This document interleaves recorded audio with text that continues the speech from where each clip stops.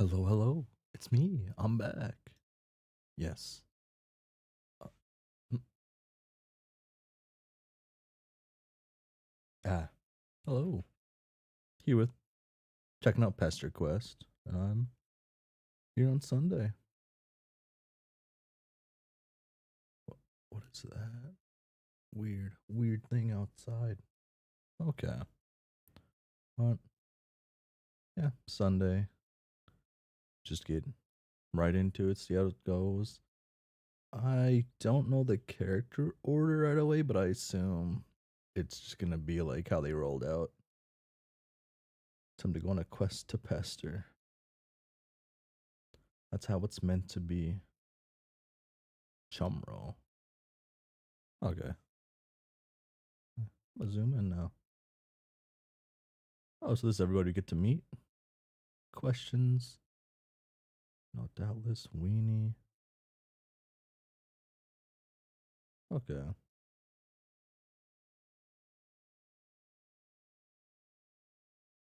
Hmm.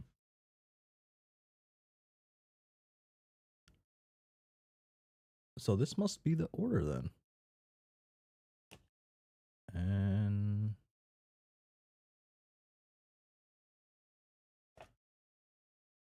was no, this wasn't the order they're introduced in.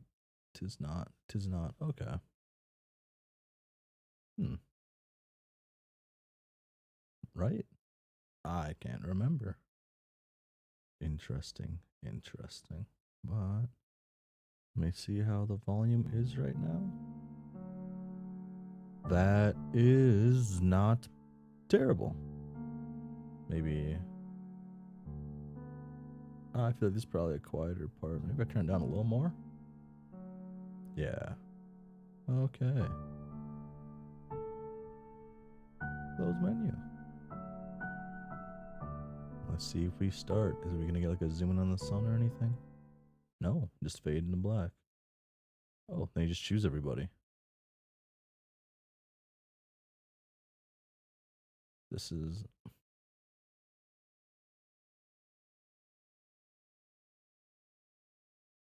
When did this come out relative to like Friend Sim?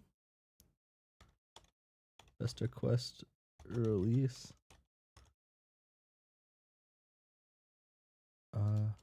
Date 2019. Friend Sim release date 2018. Oh.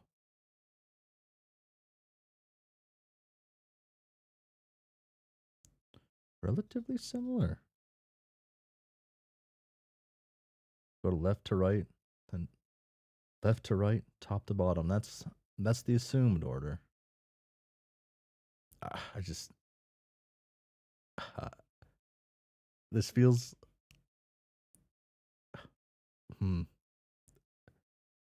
there was something about how I really enjoyed how Friends Sim had their menu. There was something like cool about it. I guess with Friend Sim you kind of have to do that because you don't have a connection to the characters already. And here, it's just hey, click on your character. That's the characters. The orders were updated.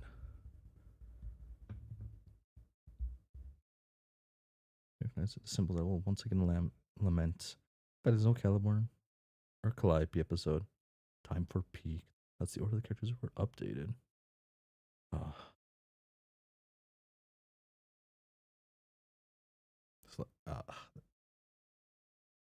There's introduced Homestuck proper as well. Oh, so it is the proper introduction then. Okay. I wasn't 100% sure. Was her introduction, was Kanai's introduction really before all these people? Or is, or it might just be when they first start chatting, maybe. Magic is fucking real. Okay. That's one thing I was mentioning about like Homestuck is I feel like the amateur magician part wasn't played up as much. Let's click it. Oh. Oh, that's a lot louder than that menu music. I did assume it was going to be. I did assume the menu music was quieter, so. Wow.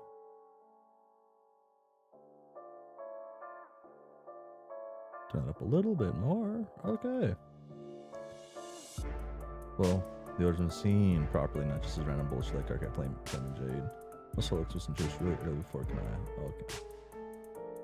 Okay.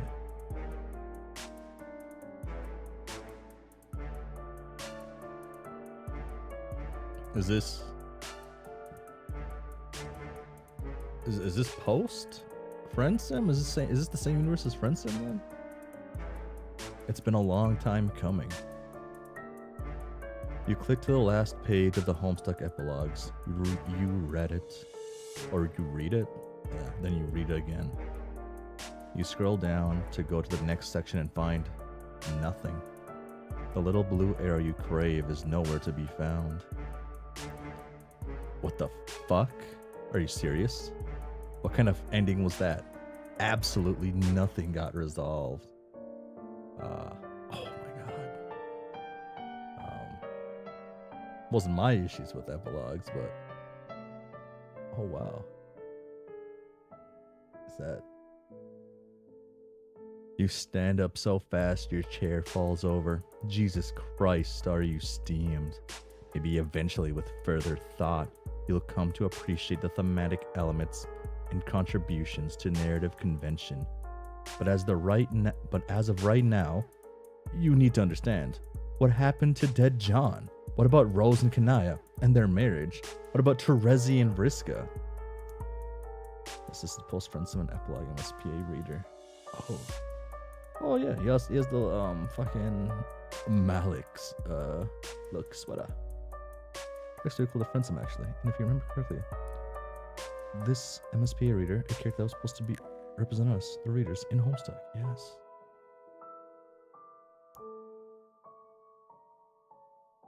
God, you have words. God, you have to have words with someone stomping out of the little computer room. You blink a few times, trying to readjust to the dim parlor after staring at a screen for so long. Doc Scratch? Where's that creepy round motherfucker? You sure got his number now. You know all about how he ruined the lives of 8 human kids and 12 trolls. How he played everybody, including you. The very least he owes you is a satisfying conclusion to this story.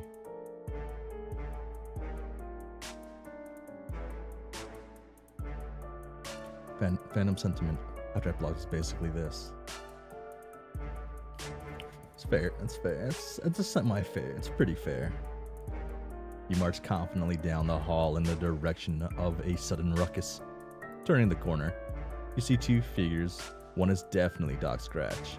The other is a dark silhouette. Oh, is that my boy? The other is a dark silhouette in a fashionable hat and coat. While you watch, the latter begins to hit the former with a cane. Oh. Are we gonna escape the fire? Yeah, epilogues are basically prologues. Were not received well as seen online. Oh god damn it. You know what's happening. You know some lore. You need to get out of here before this place goes up in flames. Survive now. Yell about unsatisfactory narratives later. We don't get to see the flames? Do I gotta shrink for this one? No. I do not. Okay. With that in mind, you leave behind this ridiculous altercation, trampling a pile of notes and photographs underfoot as you make a run for the fenestrated wall. See ya, suckers. You sail through feet first, bracing for the smell of overturned earth and the sight of the twin Alternian moons. Man, it's going to be good to see your friends again, especially now that you're armed with all of this canon knowledge. But what surrounds you is not Fozer's corpse field. It's a whole lot of nothing. Are you lost between worlds or something? Wait, no. You see a glimmer in the distance, a bright white light. Swallowing down the surge of panic, you move toward it. Oh, the light coalesces into the form of a small symbolic house. Hey, you recognize this house. You wonder if you can just sort of... Oh, okay. Well, you did that. A barrage of images hits you. Broken. Chaotic flashes too fractured to make sense of. You just stuck your hand into the most powerful item in the whole of this narrative, and your body is not taking it well. What we got?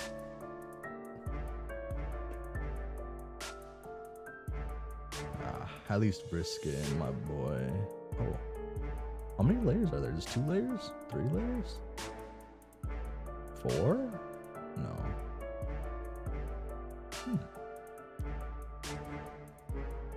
Bright, sizzling pain hits the nerve center of your brain and radiates out to your extremities. Wow, you are a moron. You aren't a comic character. You aren't meant for this sort of metatextual energy. It hurts, it burns, it unravels you from the inside out, and then everything goes white. Oh, I hit my scroll wheel. Oh. Okay. I held my mouse weird. I hit the scroll wheel multiple times. What a lovely morning. It's just like an uncanny angle, kinda. The air is fresh and crisp. It's early spring, probably. You find yourself on the sidewalk in a suburban neighborhood, facing a neat, friendly house. A neat, friendly boy stands at the window on the second floor, looking down at you. At least, you hope he's friendly. Do this a little bit more. Man, you would really love to be his friend. Oh, we're back to it. At first, you think the boy is looking at you, but instead he appears to be looking at the mailbox, which is stuffed so full that the door is half open. Looks like someone crammed a whole box in here. Helpfully, you pull it out, along with a couple of coupons and envelopes stamped with a green symbol. You go to give the boy a thumbs up, but he's no longer at the window. You wonder who it is. I would prefer it to be Jane. Memory prickles at the corners of your awareness. You feel like you've maybe done this before? While you're standing there ruminating, a car pulls up. The driver is wearing a hat and a suit and is probably the owner of this house and the father of that friendly boy. Oh shit. You're just standing out here with no pants, just a hoodie on, and robbing his mail. With his mail. And he's going to think you're trying to rob the place. Oh. We hit save every 2 seconds. Hide the evidence. Quick as you can, you turn around and dump everything in the sewer. Whatever. It was probably all garbage anyway. Who even uses their mailbox these days? The friendly and fatherly figure parks his car, climbs out, and tips his hat at you. Then he walks into the house, not sensing a single thing amiss. The perfect crime. Oh, but here comes the boy out. Here comes the boy out the front door. God, you hope he wasn't coming down for the mail. A residential boy approaches. Oh, that's not a boy. Wait a minute. This is not the same boy you saw peeking through the window. It is possibly not a boy at all. It appears to be a mysterious gentleman. Yes, indeed. Very. I like the bowler hat. You wonder what business this fine, upstanding neighborhood gentleman would have of you.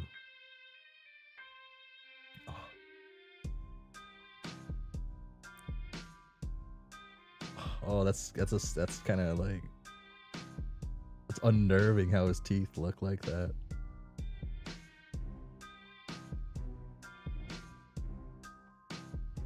I pictured there being like a little bit of gaps there. I guess I didn't look at them properly when I was...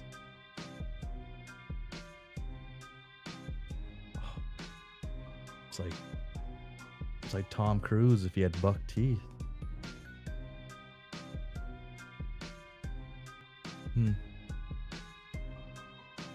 Hey. The buck teeth are represented as a cartoony wide grin.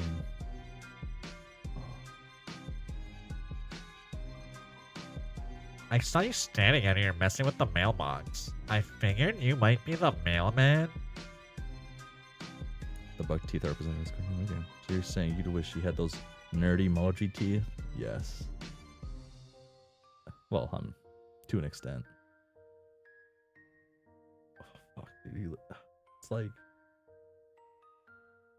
Tom Cruise, but he's Timmy from Fairy Odd Parents kind of vibe.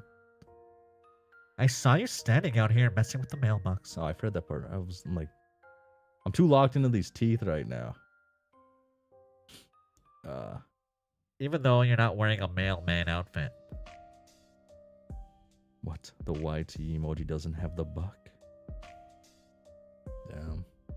It loses like the entire effect. The funness. Oh. Oh yeah. That's you. You're definitely the mailman. Your outfit is, it's in the laundry today. You're just wearing your mailman hoodie instead. See the symbol? It's the symbol of, mail. M for mail. Nothing stops the mail. Haha, that's great. Huh. I guess it is true after all.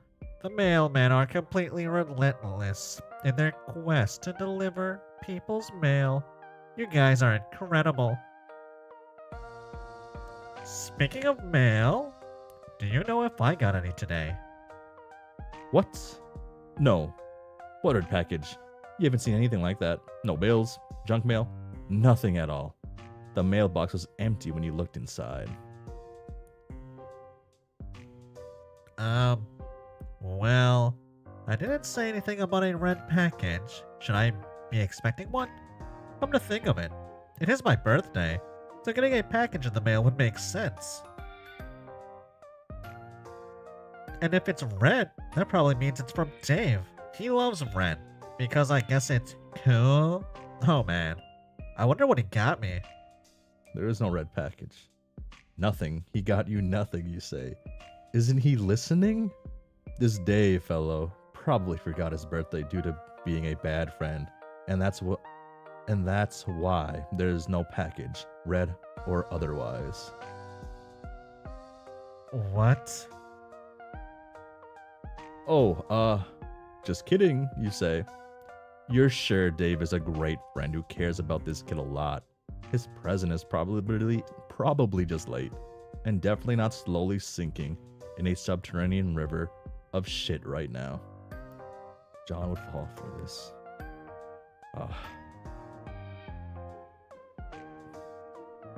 And somehow Jake English is stupider. It's not what? That's a strange thing to say. Are you sure you don't know more about Dave's present than you're telling me? No, you say? Absolutely not. Actually, he should forget what you said about the present being late. He should not be expecting a red package. Not now or ever. He should trust you, because all mailmen know everything about the mail. Oh. Hey, so nothing else. Huh? You said the box was empty? I don't think I understand. Isn't that how it always is when you deliver mail? I mean, you're the guy who's supposed to put stuff in there. Yes, that's right. You're the mailman. The absolute authority over all mail. which means your words must be accepted without question when it comes to the mail he didn't get today. You double checked and everything. You looked thoroughly through. Oh wait, I wanted this on. You looked thoroughly through your mailbag for anything with this kid's name on it, and it came up empty. Sorry, dude. You have my mailbag. Where is it? Oh my god, you can't lose a battle of wits to John Egbert. Oh, that old thing? You accidentally dropped it in the sewer before the boy came outside. The two brains of MSPA readers. Brains working overtime to make this work. It's true. Oh.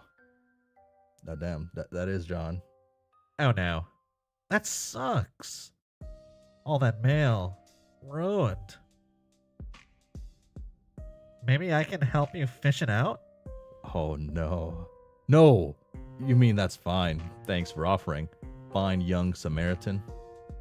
But the government will handle this.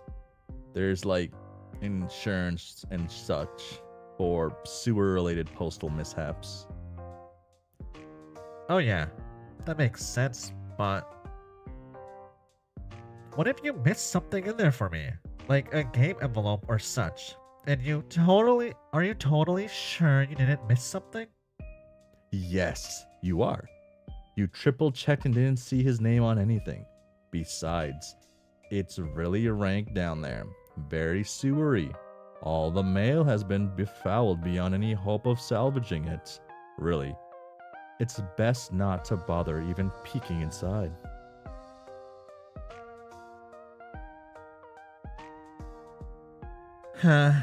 You're probably right, but Oh wait. Okay. What? hey, how do you know there wasn't any mail for me if you don't know my name? What? Oh. God damn it. Huh?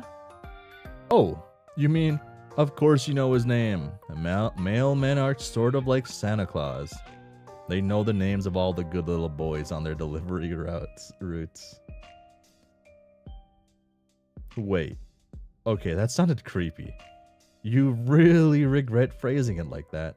It was so completely unnecessary. You just know a lot of stuff as an important government official with lots of bureaucratic lists and such. For instance, the name of this young man is...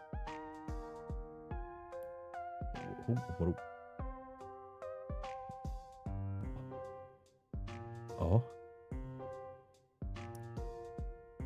Like teased me a little bit. Damn. Damn.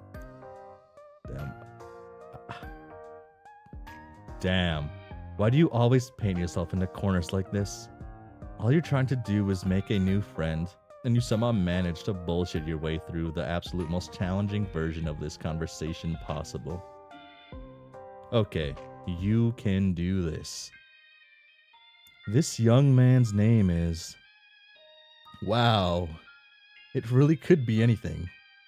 He might as well have been given a random ass name this very day, shortly before you arrived for all you know. You'll just have to go with your gut and feel it out. A new friendship is on the line. His name is... Wait. No. He's making a bad face. You're on the wrong track. Oh.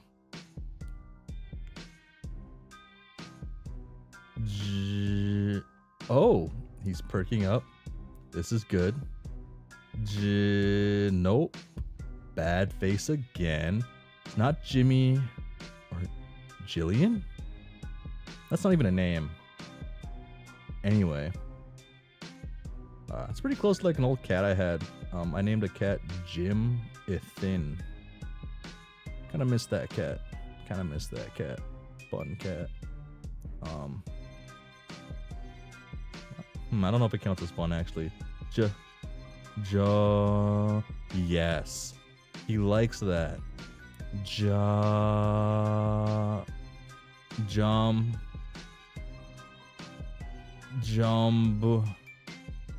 Jombremy? Bremy? Shit. He looks disgusted. Abort. Jombremy? You really can be quite the fucking idiot sometimes. Oh. Oh, that's pretty good. He did the little face.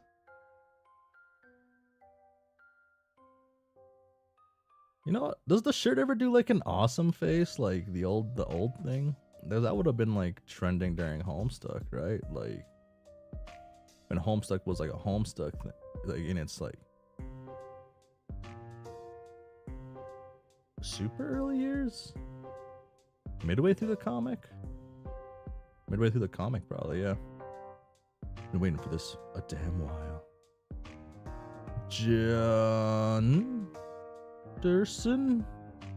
Jonderson? Wait. He looked pleased for a minute. Then it looked like he just sucked on a lemon. Jesus Christ, you are bad at this. You were close there.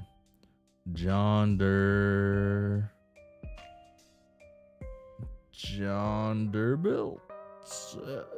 Yikes, no. Aha, you got it. It's just John, of course.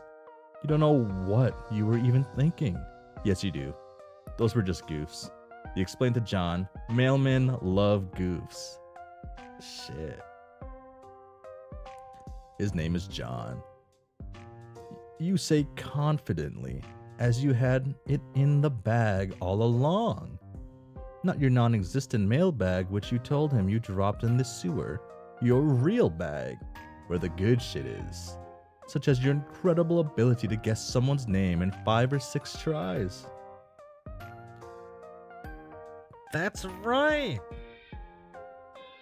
Wow, I guess it's true then. Mailmen really do know practically everything. You smile. Finally, it feels like this friendship may be starting to click. It was rocky there for a while. Wait, where's this thing at? Do this. There we go. That should be a little better for me.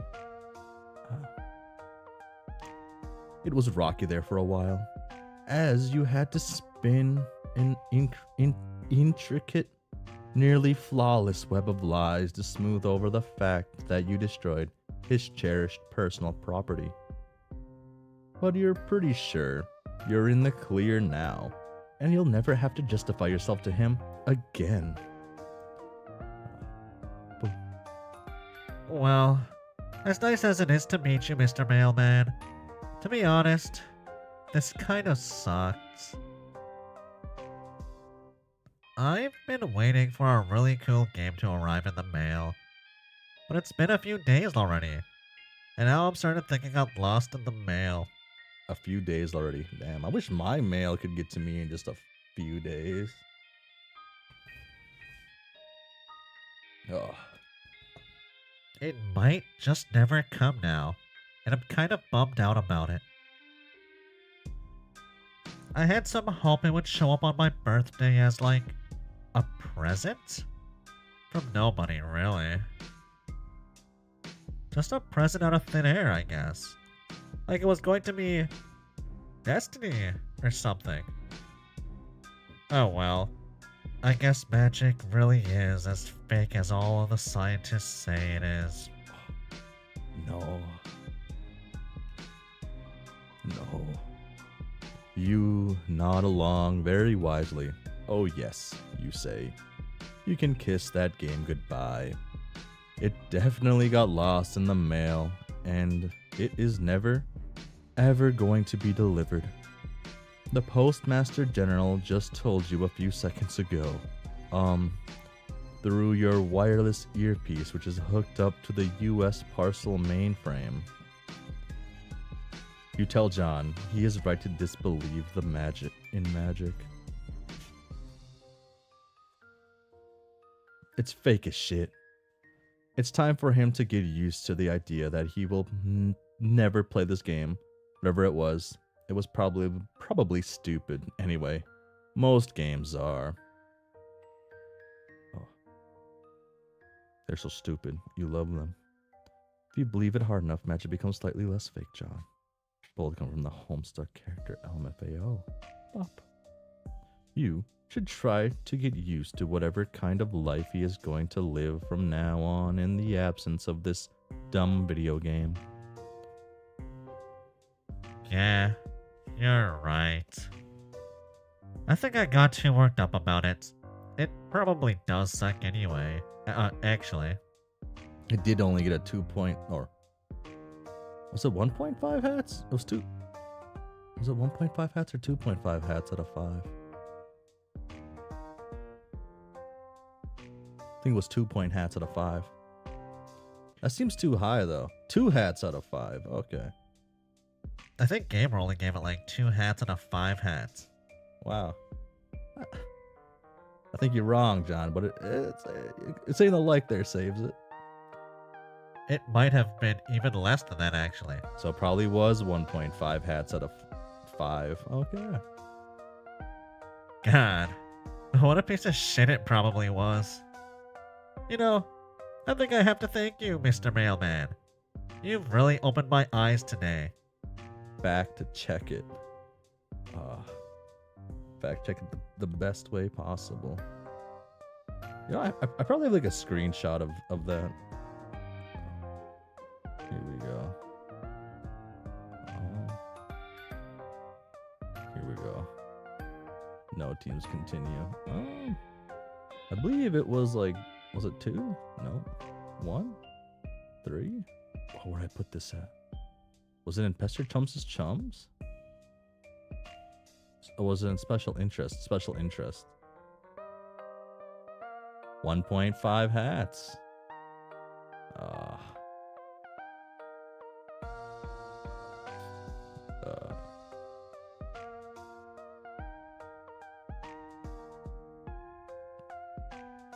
I get locked onto his teeth. I never look at his eyes.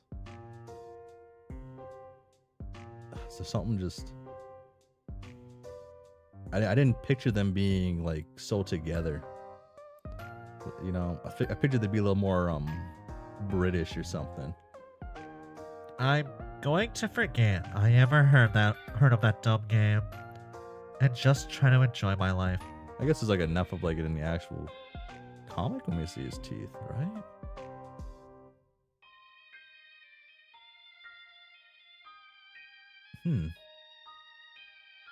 He has a good dentist. I'm going to forget I ever heard of that dumb game and just try to enjoy my life. Talk to my friends, hang out in my room, and... I don't know. Come to think of it, maybe I was looking forward to playing that game with my friends so much because I'm... lonely. I'm almost a little embarrassed to admit I don't actually have any real-life friends. Oh, this is it. This is your in. This nice boy seems to be jonesing for a friendship just as much as you are. And you've laid all the groundwork for becoming his best bro so expertly. You just need to slide right into his life with just a few more sympathetic remarks. You actually have a lot of experience with this by now. You've made so many friends in so many strange places. And with such mixed results, or you think you did. Actually, you can't conjure up any of their names or faces right now. No. It's almost as if he was stuck at his home. It probably isn't important, actually. Let's never speak of that again. What matters most is you're here now, making a sweet new pal named John.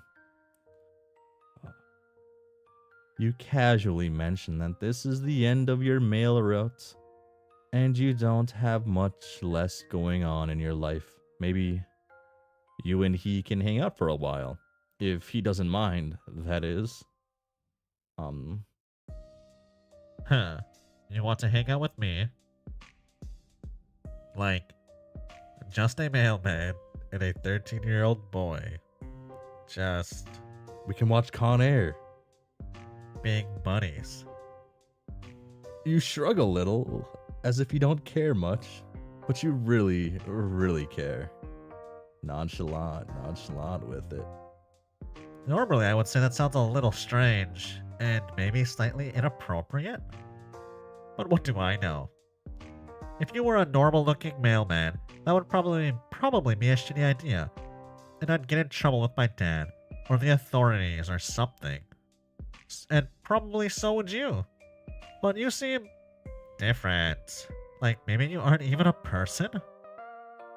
Just a kind of weird, harmless-looking guy? Like an alien, but not really. You don't really know what to say to any of this. Oh man, I'm being so fucking rude. I'm sorry. Oh my god. Sorry, I was just thinking about the pilot for a second. Yeah, of course we can hang out. But maybe we should, keep this sort of secret from my... keep this sort of a secret from my dad?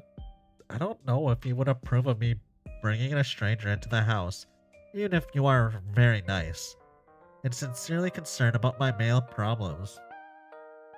Am I gonna get killed by his dad? Or, I mean, we've gone too far. This is obviously was the correct choice, I assume.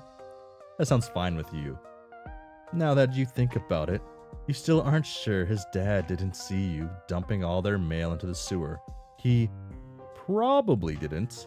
Otherwise, he would have had some words with you, surely. But still, it's a risk you shouldn't be taking under these delicate circumstances.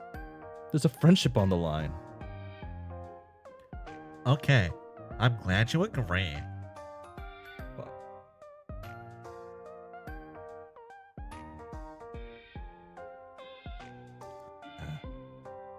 It sounds like we have a sneaking mission ahead of us.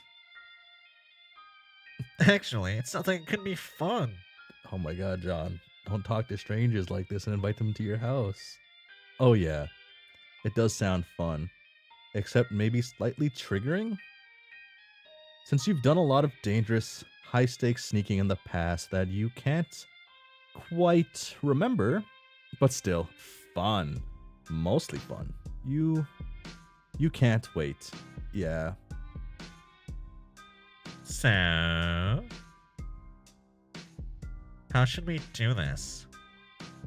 We can either sneak upstairs to my bedroom while avoiding my dad and just hang out up there for a while. Or if that sounds too risky, we could just stay outside. I've got some sweet playground equipment in the backyard. Oh shit. Oh, that'd be a good way to die. Like, on his, like, what is it called? The pogo thingy-majig. What will it be?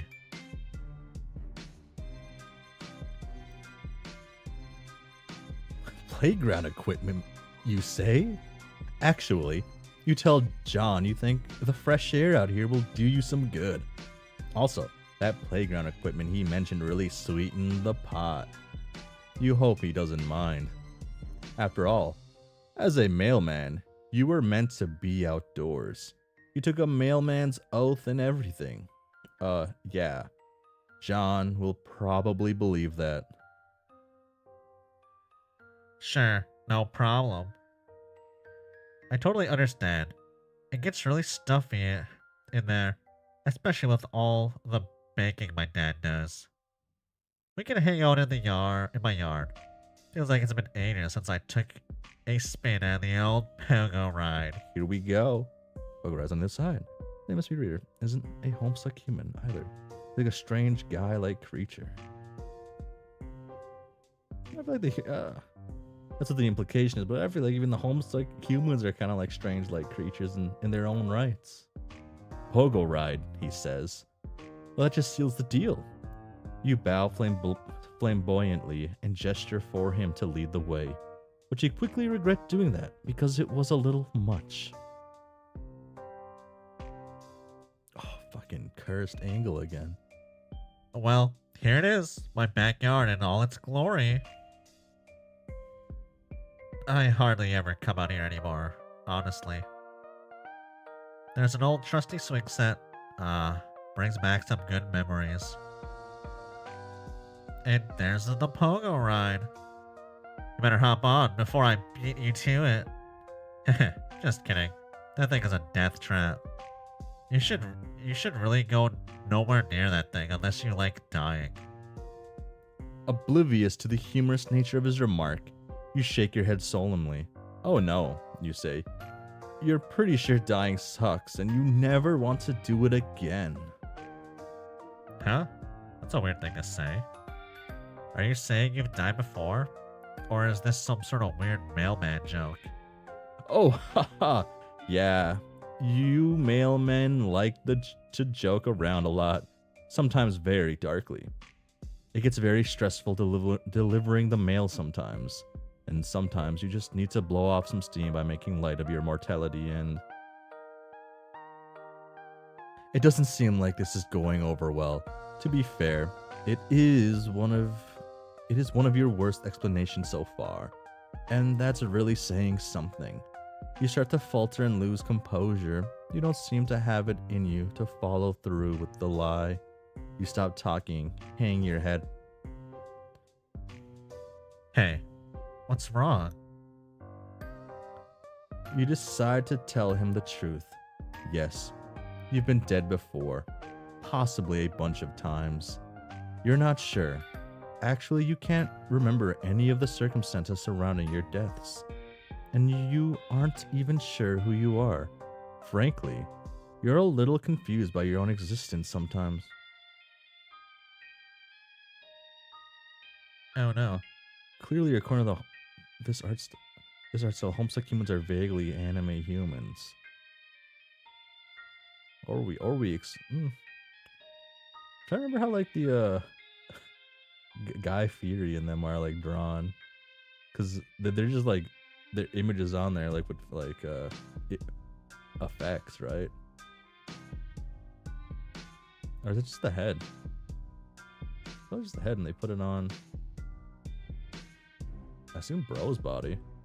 Well, I'd be lying if I said that wasn't a little hard to believe. But I'll listen to what you have to say anyway, because that's what friends are for. How did that happen? Oh, well, you cast your mind back as hard as you can. You really give it a hard think.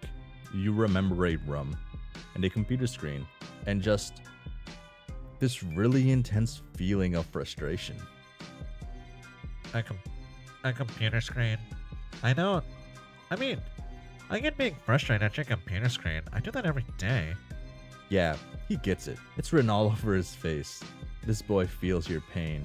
He's following you perfectly. I'm not really following. Then you explain how you ended up in the afterlife. Afterlife? You're pretty sure it was the afterlife. Maybe heaven? It was a little too freaky for heaven. But you were alone. Then you found a mysterious artifact on the ground. You found a mysterious artifact in hell? Yes. It was white and flat and lying on the ground, as if it was just waiting for you, or waiting for someone else maybe, but you found it first by accident. You find it hard to believe you were destined for any cursed treasures such as this. Perhaps the artifact belonged to Lucifer himself. Lucifer? Wow. Oh, you didn't realize you said the Lucifer thing out loud. Maybe you should consider reeling this in a bit. You're beginning to wonder if you're coming off as a little unhinged here. Except John is clearly transfixed by your story, and looking a little concerned. You guess there's no going back now. You've committed yourself to the truth, as insane as it sounds. You saw something weird. It looked like a little house. The obvious thing to do was to stick your hand inside the house. So that's what you did. Then you felt funny and teleported out of hell. That's how you ended up here on Earth.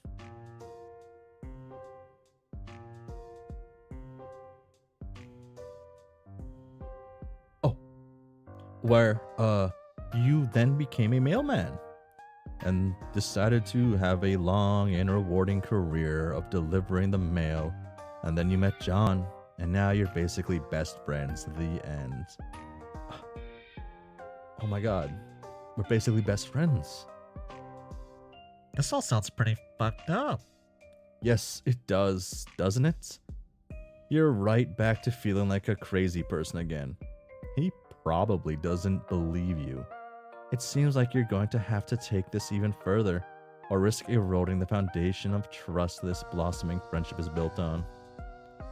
You mentioned that you're pretty sure the Devil's Treasure gave you some magic powers.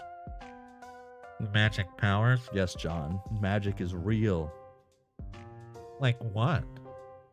You're not sure. You can sort of teleport now. Also, you're pretty sure you can time travel. You haven't tested it out much, you admit. Teleportation and time travel, huh? That's a lot. You can prove it, you say desperately. Suddenly it feels like this friendship is hanging by a thread, and you'll do anything to preserve it. It's time to bring out the big guns. The revelation to this boy that, contrary to all known scientific wisdom, magic is far from fake. It is real as shit. Yes. For instance, you remind him that you both almost went up to his bedroom, but decided not to, because the trek across the house was too risky. But what if you could just teleport there? Sounds like a handy trick. I'm still guessing this is all bullshit though, like a prank. That's okay though. I love pranks. This is the bullshit part. Ah, but it's no prank. At least you think. You never actually tested this power at all. God, you hope you don't end up making a fool of yourself. Everything is riding on this. Oh, whoa. Unannounced. Yes. He has the power. Whoa. Hey, what are you? Here goes nothing. Zap. Wow, it worked. Whoa, it worked. I expected something bad to happen. Unbelievable. Do you know what this means, Mr. Mailman? You shake your head. It means magic is fucking real. Sorry. You shrug. You guess it is. You won't admit it. But all you really care about right now is the fact that you saved the friendship. It should be all smooth sailing from here. Well, it's a pretty good thing I met you, because if you didn't show up, I'm pretty sure that nothing anywhere close to being this incredible would ever have happened to me. You consider that remark for a moment and decide you absolutely agree. You are definitely the best and most exciting thing that will ever happen to this kid. You also said something about time travel? Can we try that too? Or would that be too disruptive to the space-time continuum? Oh. He's gonna find out that we lied? You have him eating out of the palm of your hand now. No need to slow this train down. Continuum schmutinium. Whatever your new friend wants, he gets it. Oh, I know. Why don't we just go back in time about a week? And we can stay right here. That way we won't risk messing up anything important. Sure, that makes sense. You get ready to use your new hell power and concentrate as hard as you can on this idea of 1 week ago. That's probably how it works. Zap. Huh. Not much changed. Except... Oh wait. The cakes are gone.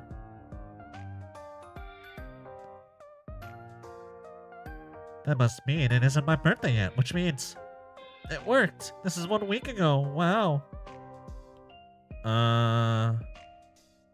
Oh, for fuck's sake. For fuck's sake. I forgot. Of course there was going to be a past me in the room a week ago. God, I'm such an idiot. This is going to fuck things up, isn't it? What the hell is going on here? Whatever it is, it seems really stupid. You're right, John. It is stupid. Sorry, I wasn't using my head. Don't worry, it won't be out of your hair. This is all the reaction he gets. Just like, okay. Hey, quick! Let's zap out to the yard so we fuck up space-time little as possible. Okay, we still keep up with the this thingy. Boop. Phew. Well, that was dumb. Maybe let's try to avoid abusing your time travel powers from now on.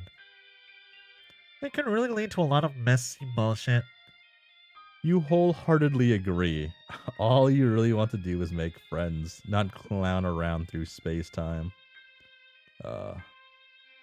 Meanwhile, I guess we're still a week in the past, but now, just standing in my yard, doing nothing. This seems pointless. We should probably head back to the present. Do not. It was an interesting experiment, and it bought you a lot of credibility. But it's time to... Wait a minute.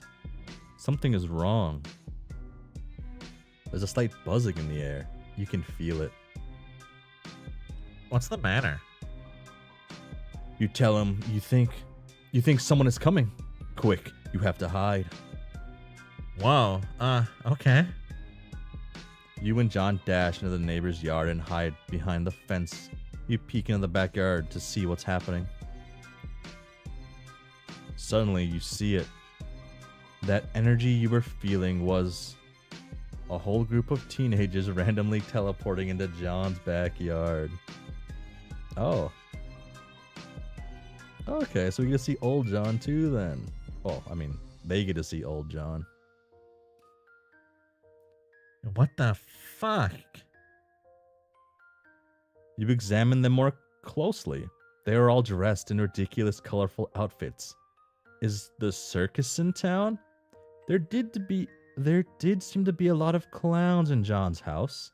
Maybe this house is some kind of globally recognized headquarters for traveling clowns. The Epilouges, yeah. But they're not really clowns, just teens wearing strange pajama-looking clothes. 8 of them to be precise. On closer inspection, one of them seems familiar. The guy in the blue pajamas. You think it's your new friend John? But he seems older. Definitely not a 13-year-old kid like your buddy here. None of them are. They all appear to settle in for a while to talk amongst themselves. And the guy in the yellow Speedo gets down to business on the pogo ride, totally oblivious to its danger. There seems to be a serious atmosphere hanging over this group of teens. Important discussions are happening. It's completely baffling to you, and by the look on your buddy's face, to John as well. Oh. But suddenly, an uneasy feeling settles over you. Like you're witnessing something that was never meant to be seen by anyone. Perhaps a rendezvous point established by this group of teens for exactly that reason. That no one would think to be watching this quiet suburban backyard right now. Should you stay and listen or go? You're not sure what to do. You can't shake the feeling that something highly inappropriate is happening here. Just by watching. Like you're beholding a moment so divorced from an authoritative chain of events that to even witness this moment is not only narratively compromising but extremely cursed. do that. Hey, is that guy in the blue pajamas me? You pat John on the back. You can only imagine what's going through his head right now. He hasn't seen a time travel duplicate of himself in, well, minutes. Man, I look so much older. What am I even wearing? And how are all these people? Wait, I know some of them. That's Frozen, Dave, and Jade? With dog ears? I don't know the others, though. Wait, I know what's going on.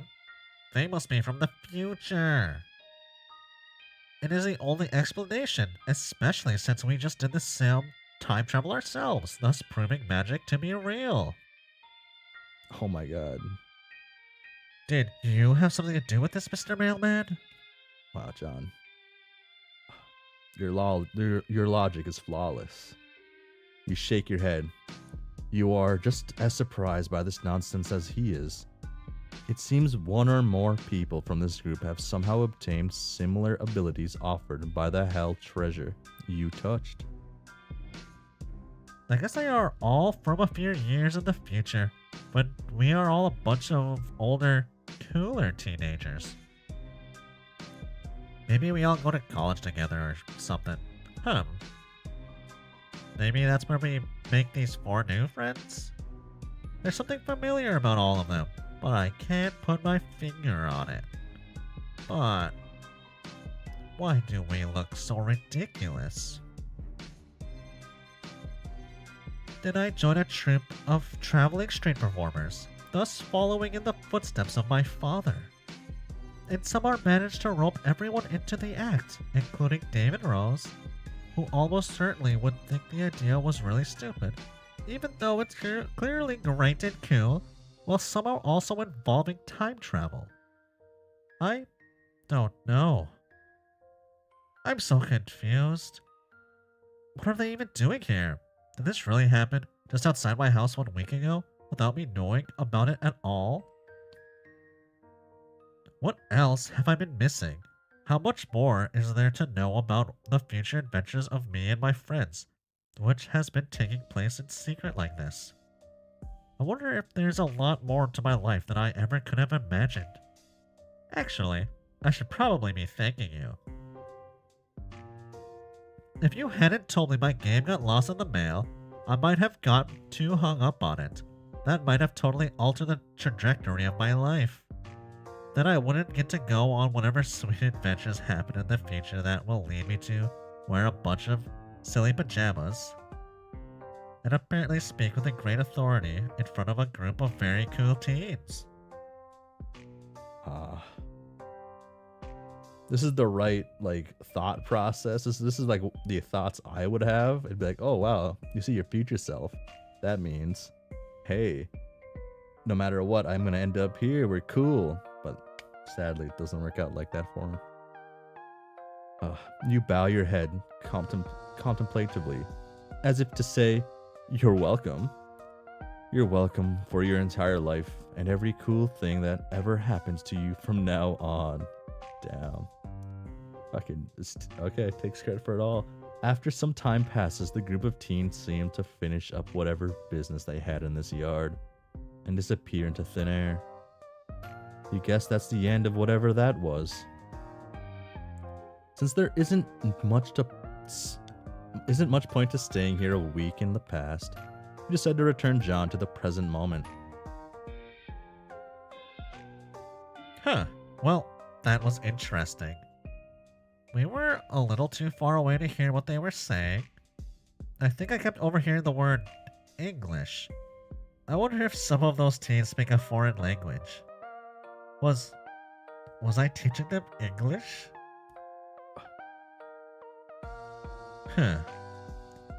This sure is some shitty speculation. It makes no sense at all. The idea of John collecting a group of people and just teaching them English as traveling street performers. I like that. Have I? I feel similar to something I know of. I guess the only thing to do is wait until I become that John, and then find out for myself. Sounds exciting, but also a little overwhelming. Damn, I'm going to need to think about this. You watch as John spaces out for a solid minute, thinking about his absurd future. You glance toward that swing set, wondering if the fun times John had planned for you are going to continue to recede further into the distance. As he comes to grips with his mysterious destiny. That'd make a fun fanfic. You cough a little to snap him out of his stupor. Oh, I'm sorry, Mr. Mailman. I know I said we would do something fun, but now I think I'm in kind of an existential mood. I should take a walk and think about what just happened today. I feel weird. It's nothing personal. I just need some space. Well, see you. Vague existential crisis. Oh my god, John. So relatable. Damn. Fuck. He doesn't know what to do.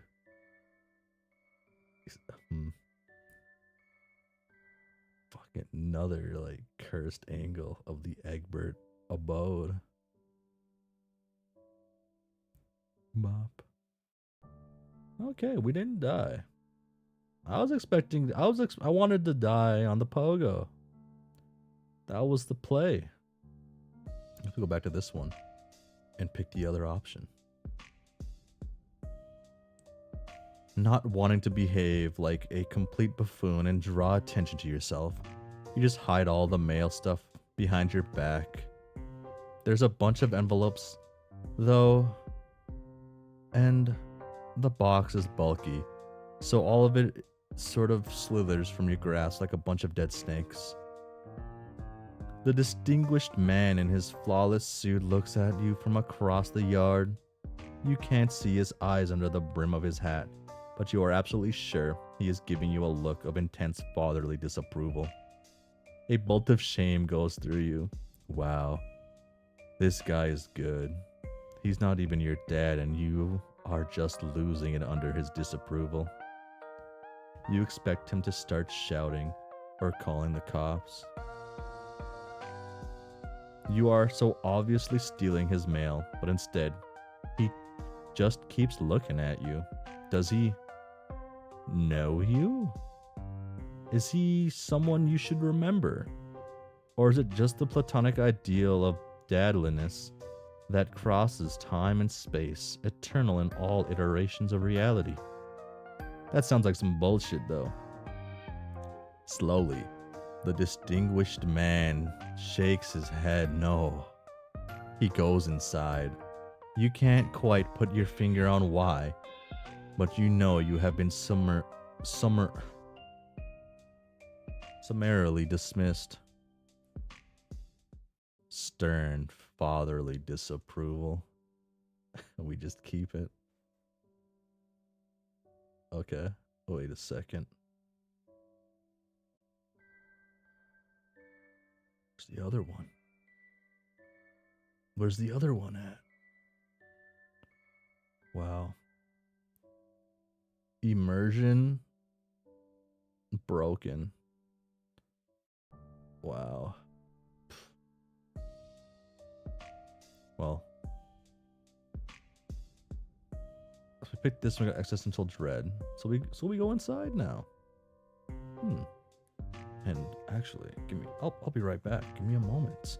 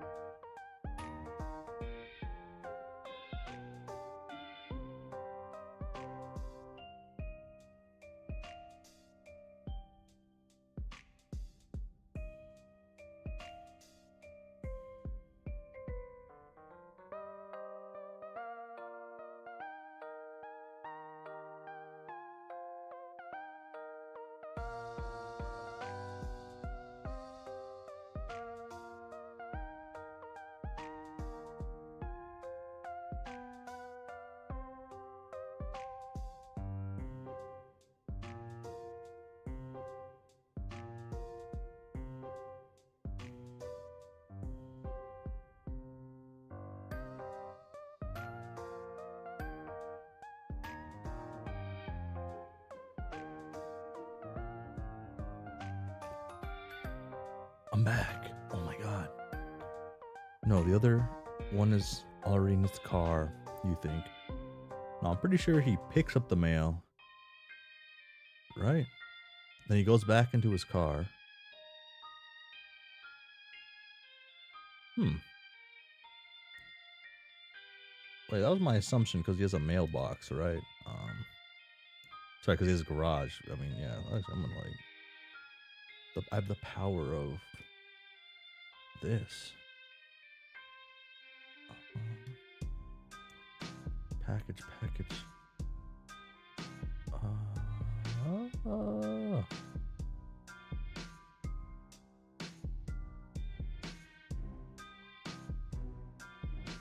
Because why would he re-go in his car? Maybe it was already in his car.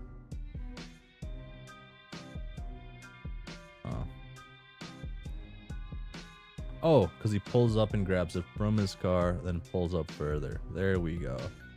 That's what happens there. So he did grab it from the mailbox. See, because he stops right here, window lined up, but he's not fully in his lot. There we go.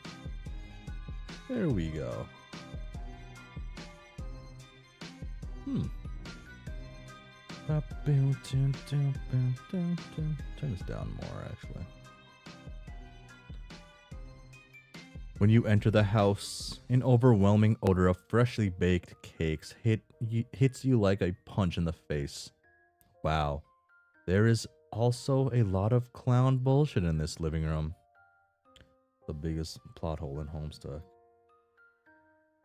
Biggest plot hole in Pesterquest. Clown statues, and you don't have time to take it all in because your buddy John is grabbing your hand and rushing you upstairs before his baking maniac of a father can emerge from the kitchen and catch you in the act. He slams the bedroom door behind you and breathes a sigh of relief. Whew. Hard to catch a moment of peace around here with all this adoring fatherly doting and round-the-clock cake production. I feel like I'm suffocating around here, and it's not just because the thick aroma of Betty Crocker products makes me feel like I'm being gassed in a bakery. You're not sure what to say. You tentatively lift your arm as if you're about to place it on his shoulder, but you hesitate. Is this an abusive domestic situation? You don't know if you have enough information to make that judgment yet, but you are concerned. Just joking around. I mean, this bacon shit is all a bit much. The cloud obsession too, but I love my dad. He's great. Sorry, I didn't mean to give the wrong impression. That's a relief, you guess? Now that you weren't ready to jump in and be whatever kind of supportive friend this boy needs. Suddenly, you notice a bunch of movie posters on the wall. Oh wow, these are all really bad.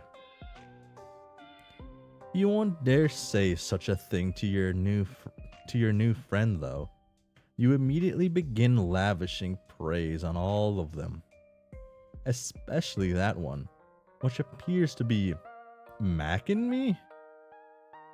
Oh, for fuck's sake. When it rains, it pours, you guess. Nevertheless, you insist it is one of humanity's peak cinematic achievements.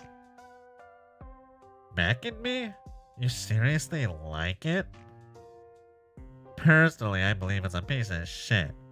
I just have it up there because, well, I don't even know why. Not even I can defend the film. To each his own, I guess. Damn. Get wrecked, I guess. Damn. I'm happy to hear you like it. All the other movies, though, they're all incredible. You have good taste. Except for liking Mac and Me, though. It's complete garbage. Okay, you can admit you got a little overzealous there. Maybe dial it down a notch. You really don't have to try so hard. There is a moment of awkward silence. You hadn't really thought this far ahead, and apparently neither has John. There must be something you can both do to advance this friendship. Oh, the CD rack is bothering me because it's darker. He's starting to look self-conscious now. Poor friendless kid really doesn't know how to entertain anyone in his home, does he? You can see now that your friendship is needed now more than ever. You have to step up. So, what do you typically like to, Suddenly, something gets John's attention. It's coming from his computer. Oh, hey, can you hang on a second? Oh, we're gonna be found out. My buddy Dave is pestering me. John settles behind his desk. Oh, I didn't expect this. Wow. The weather outside. It's out there.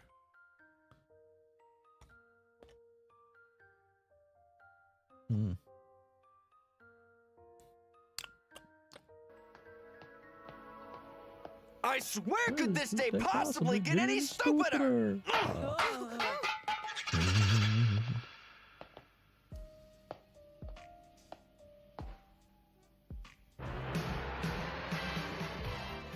You're a meshy. Hey, Kuwabara, you're conscious. I'm not used to that. That was a cheap shot. Yeah.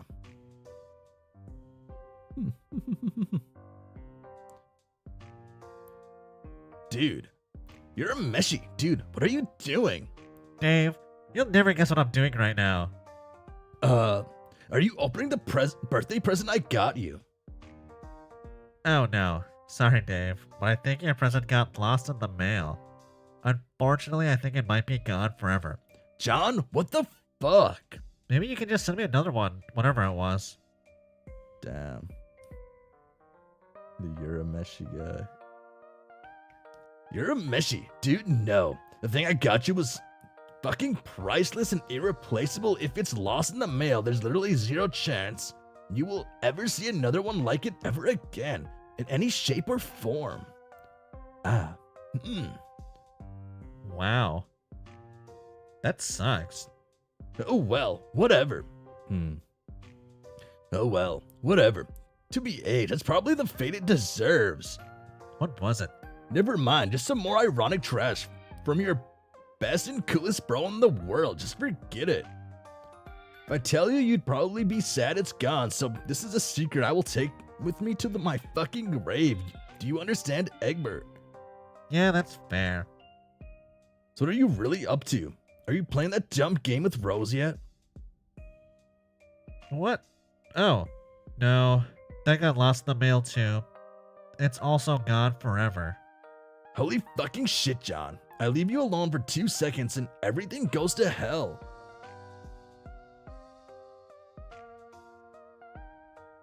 It's true. It's true. This is why I can't stop pestering you for even a second. You just lose complete control of your life the moment I turn my back. How do you even know it got lost in the mail? Like, how can you even be even formally verified in any way you haven't even... Like, how can that even be formally verified in any way that you haven't even been waiting for it that long? Because the mailman told me so. What? Okay, I know I say this almost every day, but that actually is the dumbest thing I've ever fucking heard. It's true. He was quite sure about it. First of all, John, mailmen don't know shit. They're just guys who walk around handing out letters and stuff. They have zero knowledge of the greater workings of the mail, let alone the specific fate of any given package.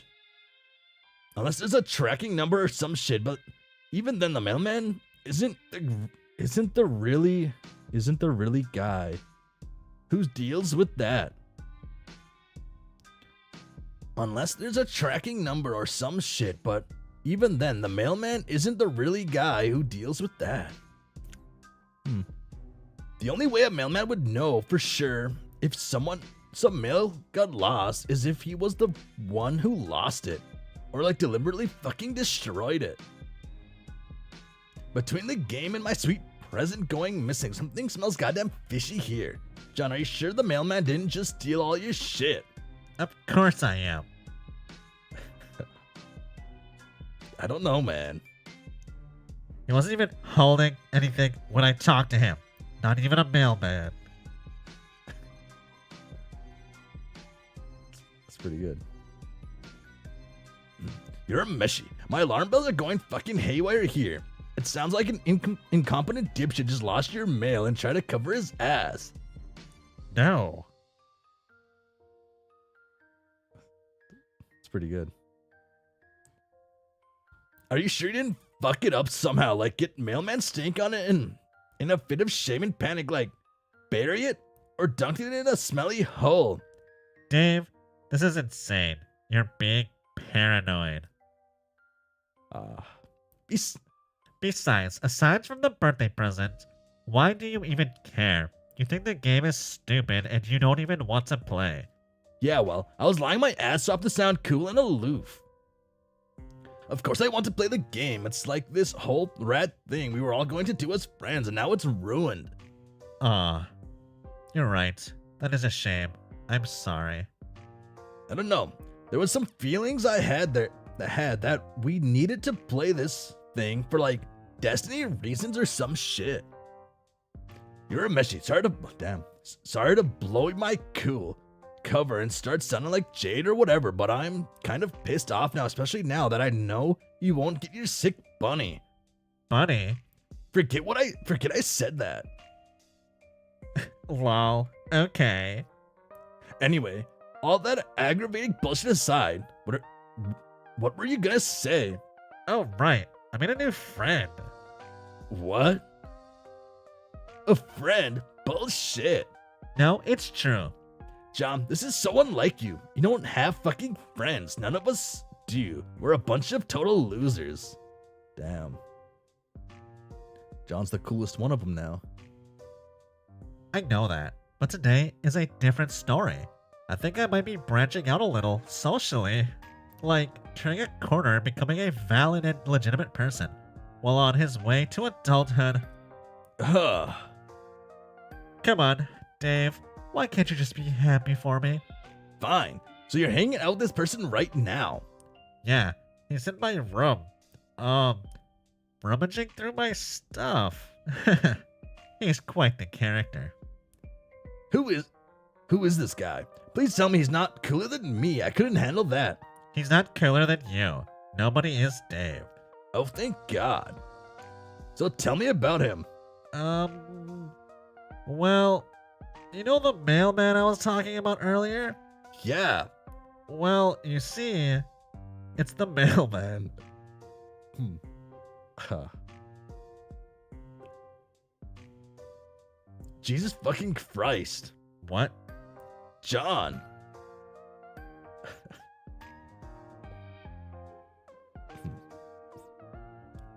No. What's the big deal?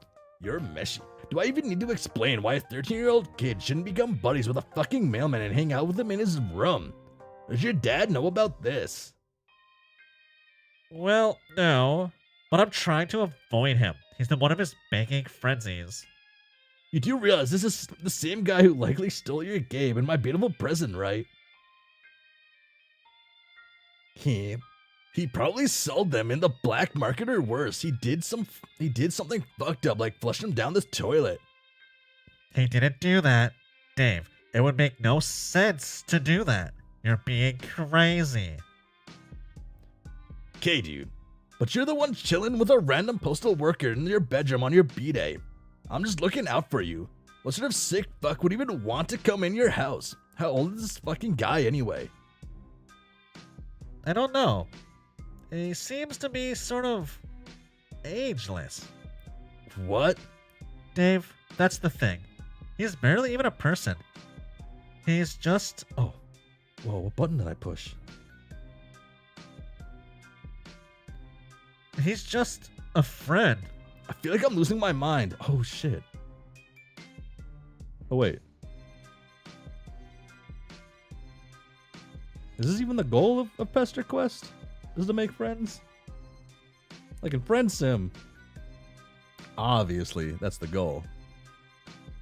What's it called? Pesterquest. Not Friend Sim. I mean, that's what my assumption was coming into it. But yes, it is. Okay. That means we're winning. We're winning. Oh, that looks. Listen, I don't expect you to understand. He's just a fun, harmless person who appears to have no particular defining qualities whatsoever. What is so crazy about that? Nothing, I guess. I don't even know anymore. Oh.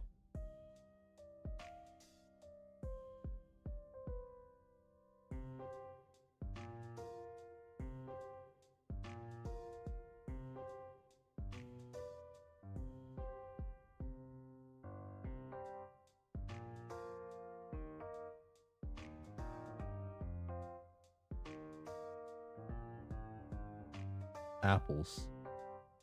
Yes. Okay. Fine. Enjoy your new buddy. It is your B-day after all, so you get to call the shots. So what's next on the agenda? What's he even doing now? Well, it seems he got a little bored while I've been talking to you. And he has spread more of my belongings across my bedroom floor to examine everything. And now he's just messing with stuff. Like my magic stuff. It's pretty cute. Oh my god. John called me cute because I'm the MSPA reader in this game. By the transitive property. John called me cute. Oh my god. Yes. I like this guy. John, I'm gonna run something by you. I hope I don't blow your mind or anything. But what if this guy isn't even a mailman? What? Dave, no. I refuse to accept that. Okay then, genius, tell me this. What is he wearing? You said he has no defining qualities. Well, clothes are defining qualities. So what are they? Okay. He isn't wearing anything but a sweatshirt. But I didn't want to mention that because I knew how it would sound. I see. So, no mail uniform, no mail bag, no fucking mailman hat, just no pants. Yes. But that's not weird or anything. I told you. He's like a pet? Shit. That's probably condescending. You know what I mean. Part generic persony type thing. And part like just a fun, friendly sort of humanoid creature. I'm really not explaining this well. The point is, he said he's a mailman. And I believe him because he's my new friend. End of story. Okay. He's the fucking mailman. I don't even care if you think he's fine. Then okay, whatever. So cool. Guess we have a new friend. Do I get to meet the mailman sometime or what? That's a good question. I hope so. I wouldn't be surprised if he found his way over to you. I can't put my finger on it. But something tells me he is a well-traveled fellow. You really think he's going to travel? He's going to well travel his ass 2,000 miles over here to come visit me. You never know. Mailmen do get around, after all. Oh. Shit, that checks out actually. Okay, I'm getting kind of excited now. Oh yeah, that's what I like to hear. I should probably get going. He's going at it over there with all my bedroom crap. I don't want to be a rude host. All right, I'm gonna leave you boys to it. Happy birthday, dude. Thanks, Dave. Bop. We did it. Oh my god. Oh my god, it's like I'm him. But no one can be him. It's pretty good.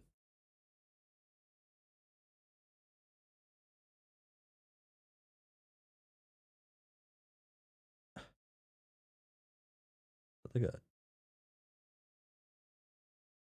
I'm trying to look at this sword a little bit. Is it? First, I thought it was like a toilet paper like tube sword or something, but sword would have lines like that. There's a few things would, you guess. Yeah, those expandable swords would. But we did it. We're friends. Oh my god.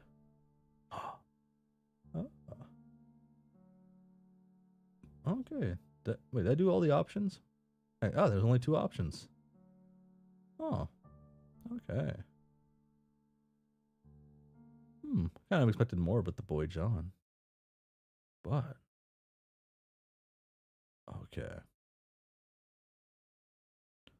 Guess we go to Rose now. So if I do 1, 2, 2, 2,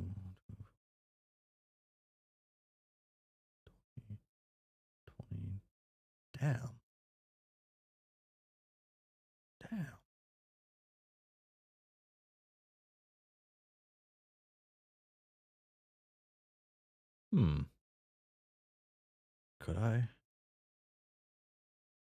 Could I possibly do that in one go? 2, 3.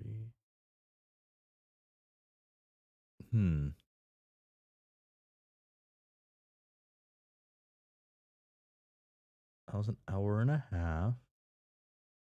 2, 4 hours. I assumed this was like the shortest one. If I get through 4 of them, that won't be like an egregious time to continue my journey. Huh.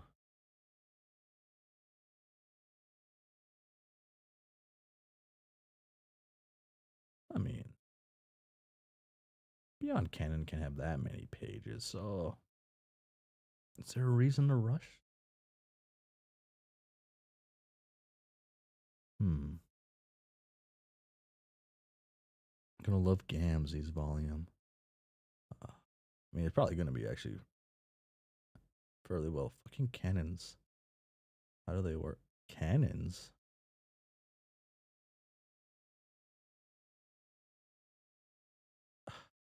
Jane is so far at the end. Boom. Okay. Wait, give me 1 second.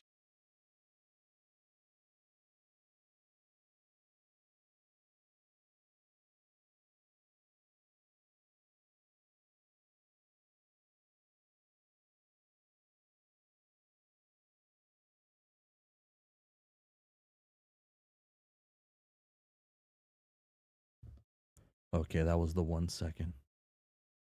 Okay. Are we doing all 4 betas in one stream? I think I might.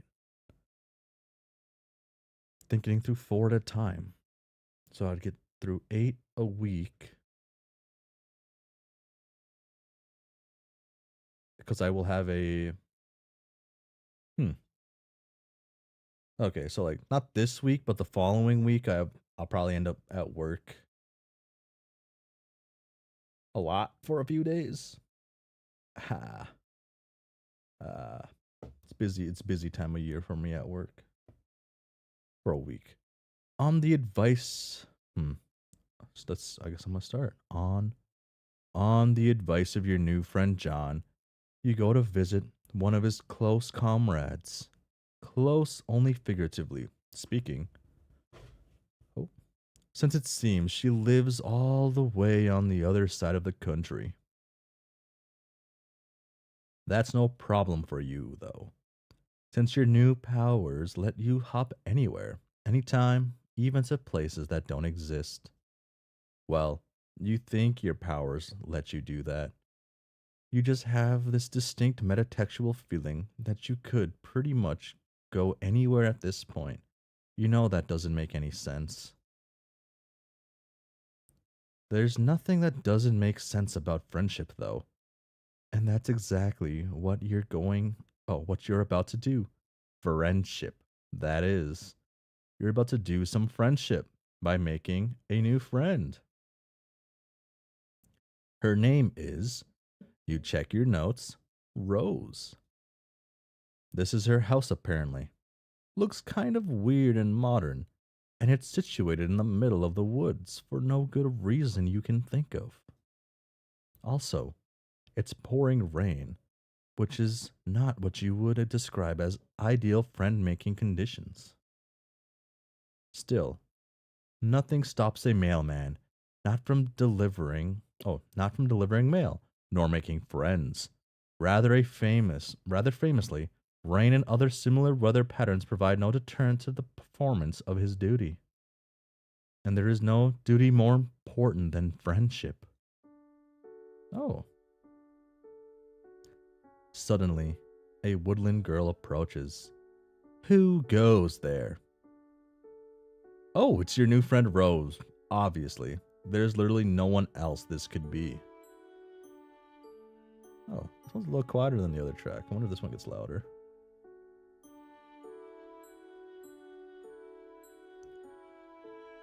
I like this one.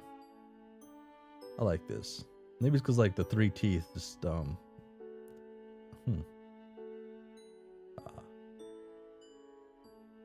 You introduce yourself. You are the cool mailman who John told her to expect a visit from soon. Oh. Boom, boom. Okay, so it does pick up a little bit. Let's go back down a tiny bit.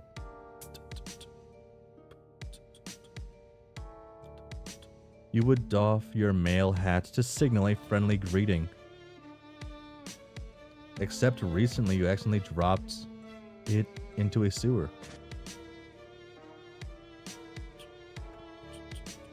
Along with all your other mail-specific clothes, as well as all the mail you were supposed to deliver, as you explained to her gratuitously in a unconvincing manner. This is a banger. It's not a great start, you admit, but you've done much worse.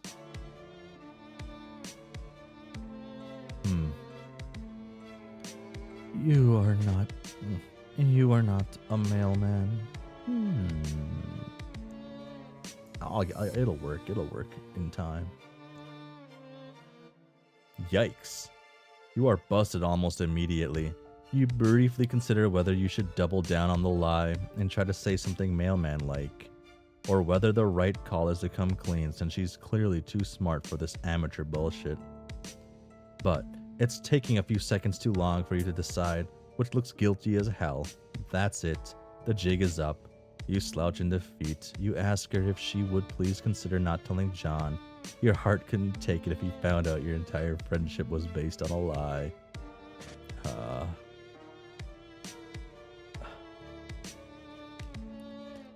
You want me to keep a secret from one of my best friends?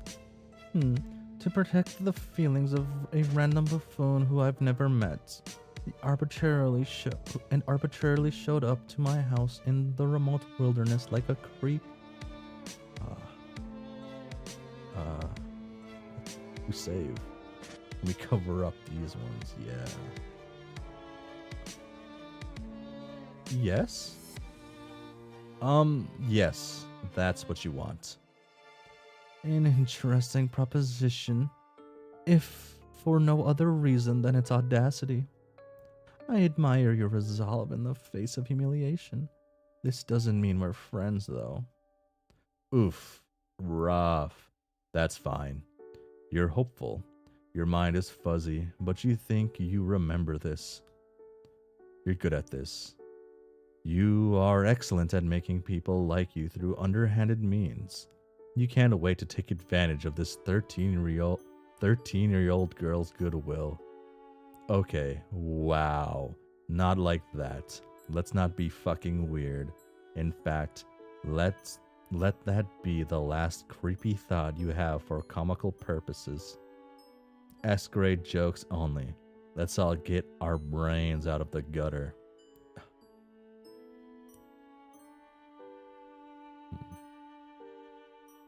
Would Homestuck be as good if it was only S-grade jokes?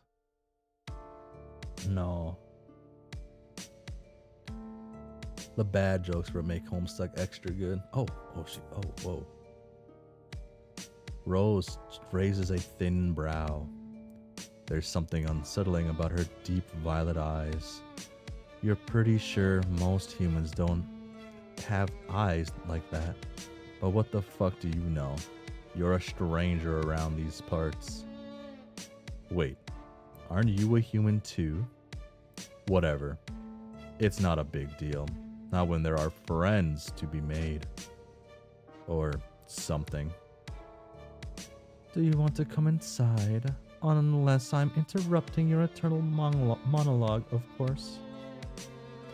Far be it from me to ever cut short any sort of navel gazing sidebar.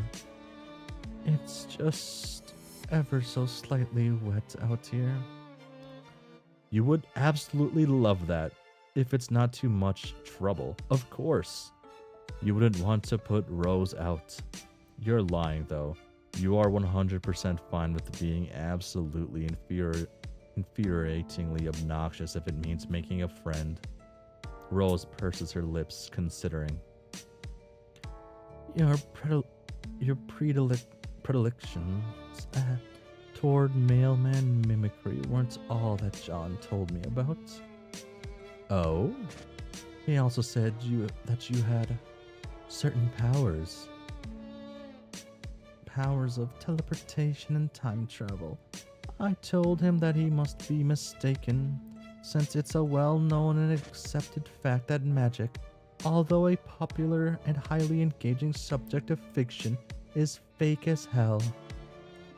Oh, your zappy powers? No, those are totally real and not fake. Real in a different way than you being a mailman is real, since that is actually made up. Is that so? Prove it. You shrug. Easy enough. You hold out a hand, and after a moment of hesitation, Rose puts her fingers in yours. Her nails are long and sharp and painted a glossy black. She closes her eyes and her umbrella droops. Should I picture my room or something similar? I'm not quite sure how this is supposed to work. She still thinks you're fucking with her. You tell her that you guess she can do that if she wants. Bop, and we're there. Oh, is that Wizardy Herbert himself?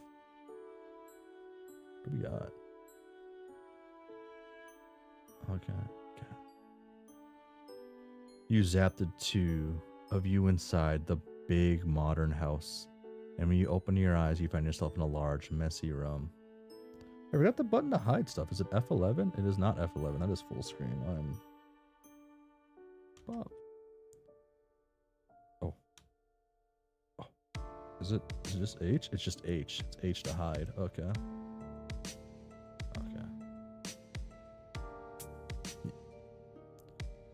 And when you open your eyes, you find yourself in a large, messy bedroom. What's that? Oh. She drops her umbrella. You really did that. Rose stands in the center of her room in full rain gear. Her boots track muddy prints into the thick white carpet. Surprise. You really are magic. Rose puts a small hand against her perfectly painted black lips. She seems momentarily lost for words, and you get the feeling that is not a thing that happens very often. Her eyes are wide and deeply purple. They're sparkling, you might even say. Hold on, I'll be right back. Stay here, don't go out into the hall. It's not safe. It's not safe. Yeah. Oh, we can see actually behind her too now. Okay. You tell Rose to take her time. You're happy to just stand here dripping on her nice clean floor. She leaves the room and you take the opportunity to examine your surroundings a little more closely. The bed is unmade. Books are strewn over the floor carelessly, and a collection of half-drunk cups of coffee crowd the desk. Half-finished knitting projects lie in soft piles all over the room. In fact, there's a lot of evidence that this room is often occupied by someone with a lot of interest who has trouble settling down and putting her attention to one thing at a time. Man, you relate, not with interests, but with friends. You can imagine settling for just one. Rose has a number of posters on her walls.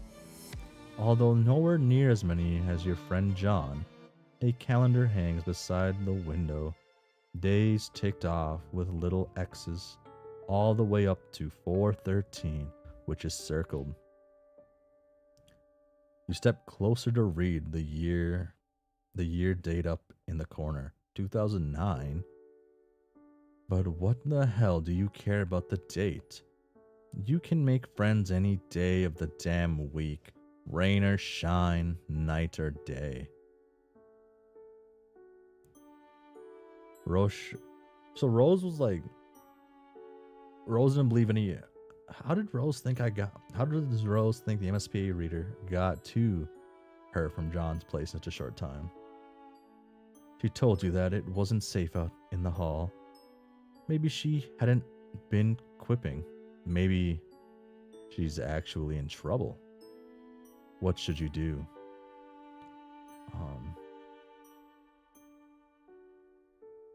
We go look for her. You are too anxious to sit still, and you aren't the sort of person who just sits there and waits for friend opportunities to fall into their lap. Better to run headlong into danger, or as much danger as a minimalist upper middle class house in the middle of the woods can offer. Rose had told you that it isn't safe. Damn, this is upper middle class?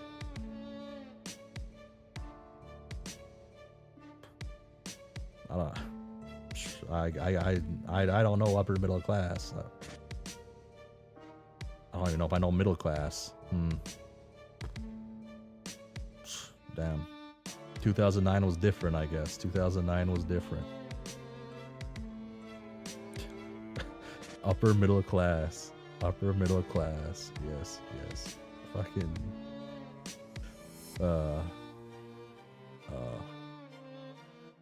This bothers me. This bothers me. Because this looks like a light that's meant to like light up like a picture or something, right? I guess they don't have those. These must be the normal lights.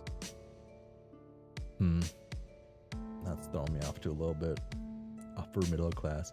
You creep out in the hallway where a bunch of things happen more or less simultaneously. A deluge of quick-time events that you had no idea were coming. Bro, they have a built-in observatory.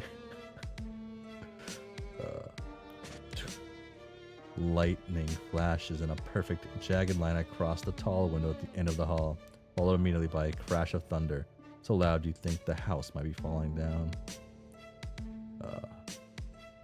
So it was after the financial crisis, abruptly the lights go out. Oh, that's how the lights looked while on. Oh. Another flash of lightning, and for a vertiginous moment. Okay. Like, how do I pronounce this one? I feel like a close, but like no cigar kind of.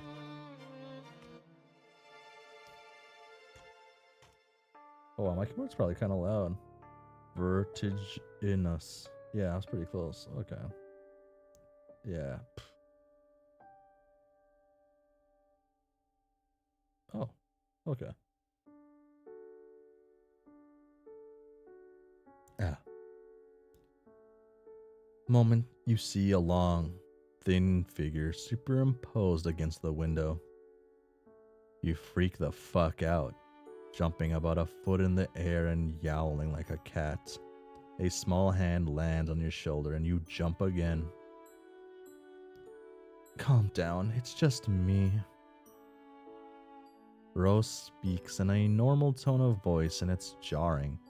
The house is echoey and cavernous, and there's just something about a dark house on a stormy evening that makes you want to whisper. I told you to stay put for a reason.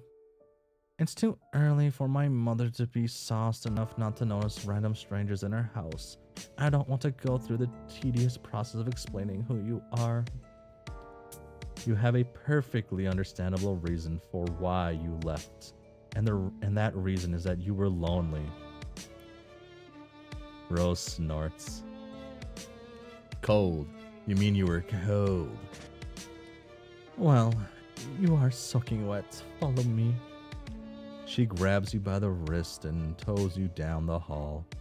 You wonder if you should warn her about the strange, wraith-like creature you saw by the window, but you don't want to freak her out. Although her mom might be at risk too. Whatever. Moms are tough. She'll be fine. This probably isn't the first time she's gone toe-to-toe with a weird slender man. This house looks haunted as shit. Slender man. Rose brings you to a dark laundry room, then motions you to take off your hoodie, which you do, gladly, because it's soaking wet. Whoa. So I'm naked now in front of a 13-year-old in this game? Okay. That's interesting. The design on the front, does it mean anything? Oh, yeah. It is kind of cool. A blue line that zigzags on one end like lightning. Looking at it makes you feel unsettled. You realize Rose is still waiting for a response, so you just hand her the hoodie and tell her no. You're pretty sure it's just an abstract sign. Then you stand there while she tosses the sweatshirt in the dryer, feeling the alarming currents of memory in your bloodstream. You're sure there must be something you forgot to do. You continue to feel weird as Rose hits the dryer button and nothing happens. Fuck. She hits the button a few more times, as if that will make a bit of difference when the power is out. She presses her thumb and forefinger at the bridge of her nose. Well, you aren't going to fit into anything of mine. She leads you down more long, dark hallways. Man, this house is unreasonably huge. You ask Rose if a lot of people live here. She said a bad word. No, it's just me, my mother, and a horde of liquids not soluble in water. Try not to drip on the carpet. Here. Oh, that's a here. Oh. You aren't sure how you're supposed to manage that, but okay. Boom. This room is large and dark, and when Rose parts the curtains, a flash of lightning illuminates a 4-poster bed, a long counter, and a shelf covered head to toe in bottles. Rose vanishes through another door, leaving you to peruse. This is all liquor. Shit. This is a lot of booze.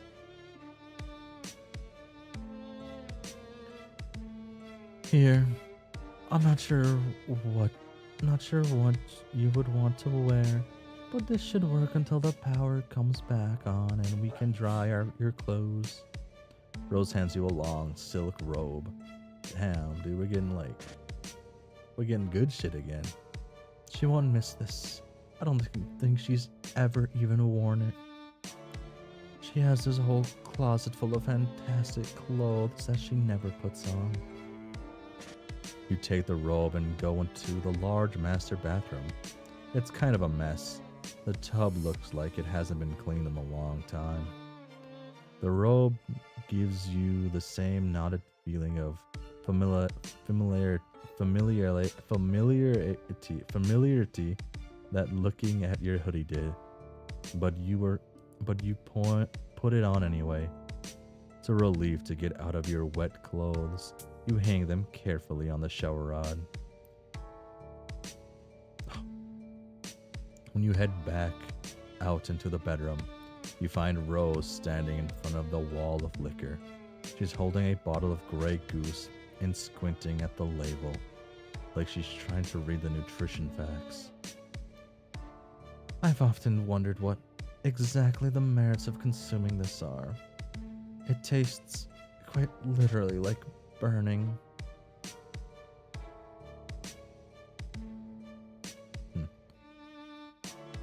She opens the bottle, and before you can protest that she is in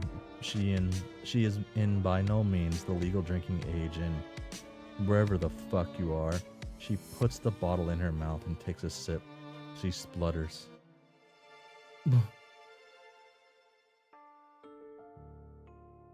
That's terrible. You could have told her that. Straight vodka isn't for the uninitiated, even fancy vodka. You take the bottle from her. She hesitates for a moment and then lets it go. Damn. I could down that bottle. You set it back on the shelf. This really is quite an impressive liquor cabinet. Liquor wall, liquor rum. Her mom must really have a refined palate. Don't strain yourself. You can say it. What's the point of mincing words? She's a fucking alcoholic. Wow, this is intense. You're not sure if you're prepared for something this heavy. You were kind of counting on some silly shenanigans, maybe a couple funny jokes. You aren't cut out for this. You get the feeling that at some point you might have been cut out from this. You might have been the sort of person your friends, or potential friends, could count on.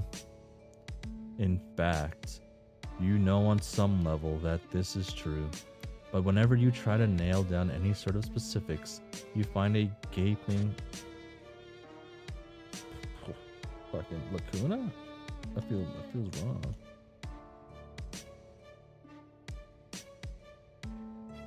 Lacuna, that is it. Okay. Wow. In your experiences, it's all just white noise. Bop. Rose's shoulders slump as she stands surveying her mother's bottles. She doesn't even have the decency to hide her distasteful habits. Who needs an entire wall of liquor bottles? She doesn't even have people over. She doesn't have any friends. Oh. This is all just for me. Just more of her passive-aggressive act as a femme fatale 1950s housewife with a death wish. Damn, okay. It's just like the wizards. Damn, okay. Wizards? Don't worry about it. You know how long it's been since I've had a home-cooked meal. And I'm not saying that I require, or even deserve, a lovingly crafted culinary masterpiece every time I sit down to eat. That's going a bit far. I know John complains about being plagued by fatherly concern every chance he gets. He's overwhelmed by pastries whenever he ventures from his room. I'm glad my mother doesn't poke her considerable nose into my private affairs. But I'm sick of eating oatmeal. Rose. I told you. Don't worry about it. Rose, I doubt she could even cook anything if she tried. But you will worry about it. You worry about all your friends, all. 2 of them. Rose smiles with half her mouth. It seems to be about all she can manage. Boom. Lightning crashes. She looks so small and sad against this wall of bottles. You know how to fix this. Thunder rolls and you clench your fists. Oh.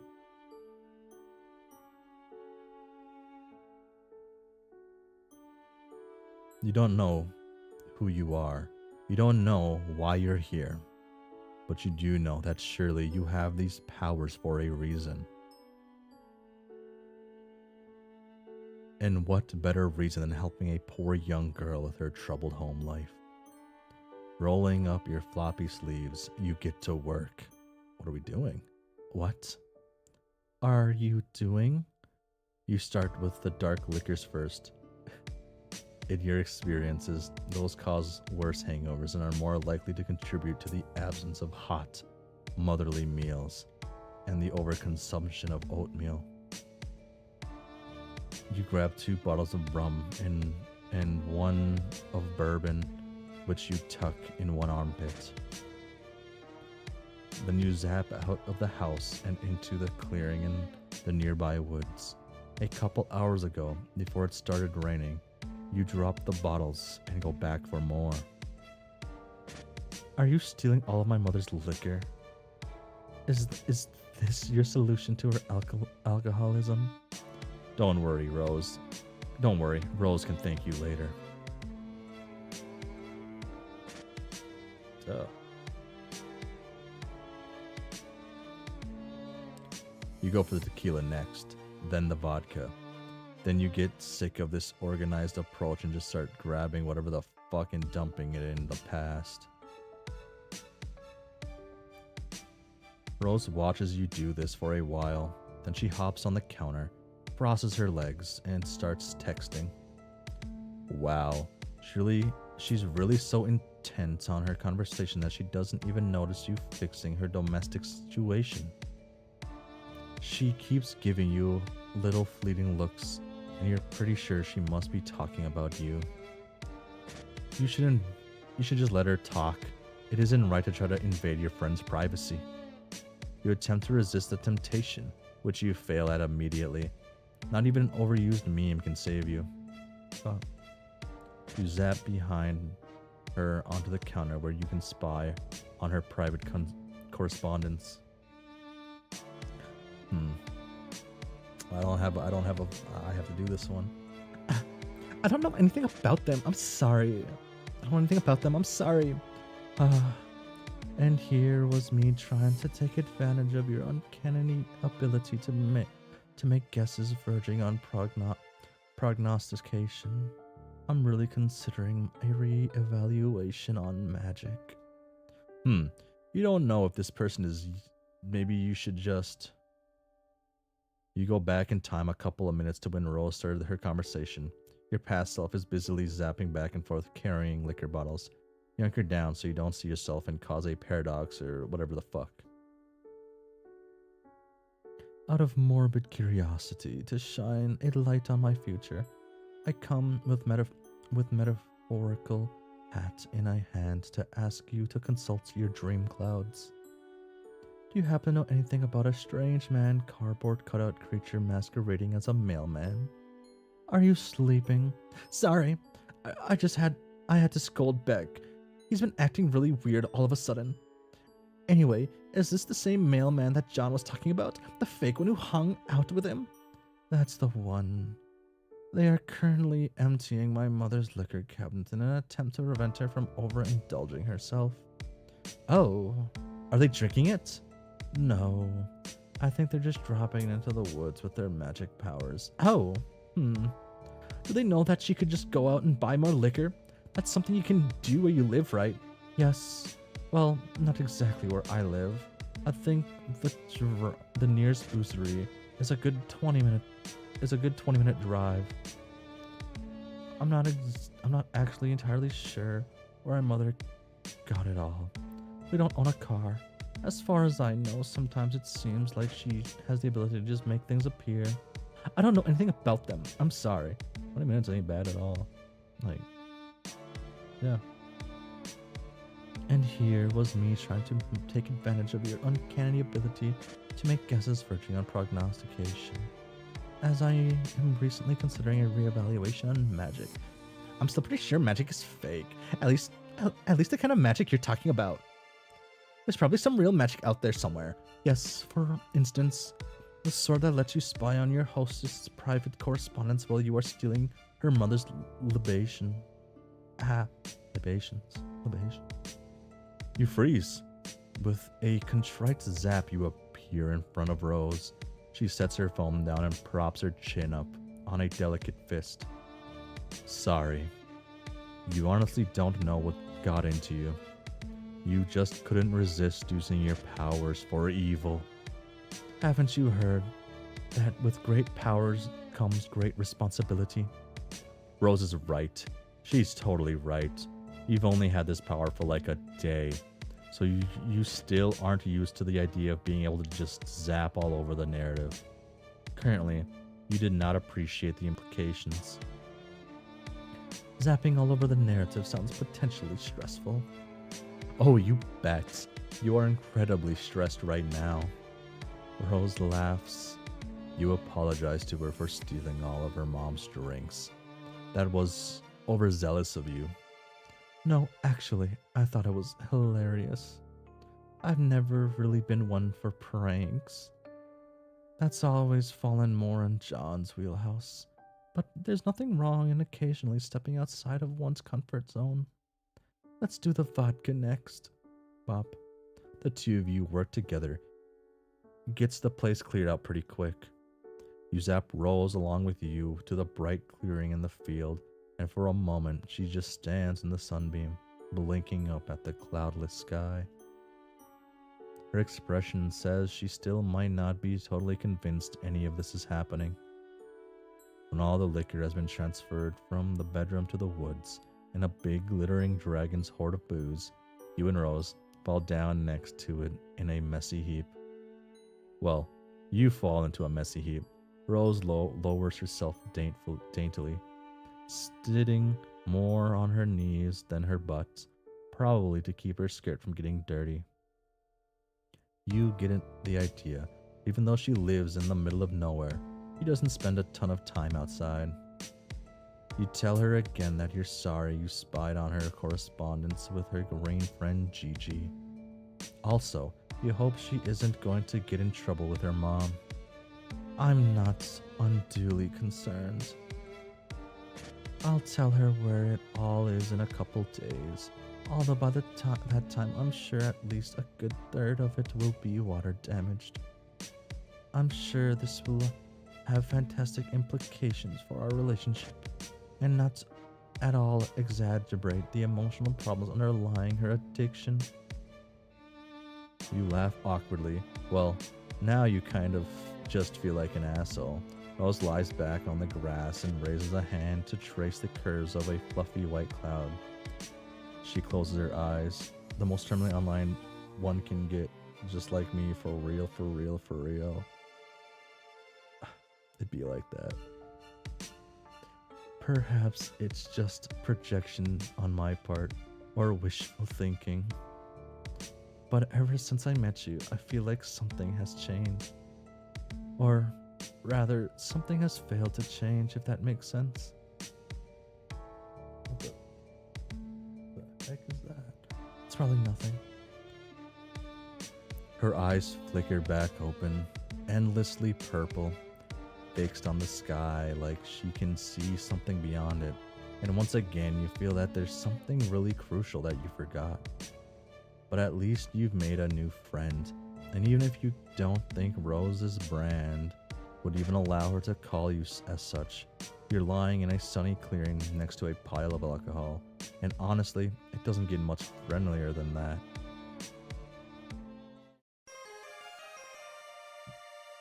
Oh. Wow, the perfect run. Wow. I've never done this sober. No. Oh. Oh, get drunk with a child. They did not get drunk. So I guess we go die now. Man, you guess today is the day you get owned by teens. She is totally right. What were you doing just wandering the house without even calling first? It's just totally disrespectful of her time. No need to self-flagellate. It was a simple suggestion to more critically examine your motivations and actions in the future. No, she's right. You're going. Whoa. Okay.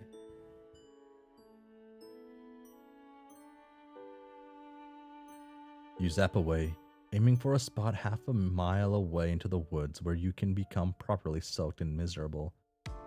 And we're in here. Oh my god, it's the Great Lakes. But instead of trees, you find yourself standing in front of a bank of computers. Shit, you misfired. Wait, you remembered seeing a big structure off in the distance when you were in front of Rose's house. You figured it was just some sort of office building, but this looks more like a factory or a secret research lab. The computers show coordinates on the screen that don't mean anything to you. A countdown clock is frozen on 4:13. All of this has the trappings of a tableau. Someone set up for you to see. What the, how do you say that?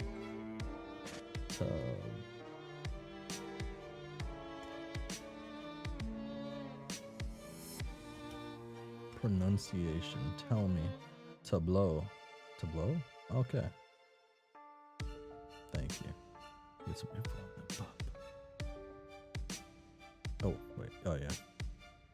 Turning away from the screen, you wander down a long line of gleaming science fiction equipment. It reminds you of pictures of old computers from the 1950s.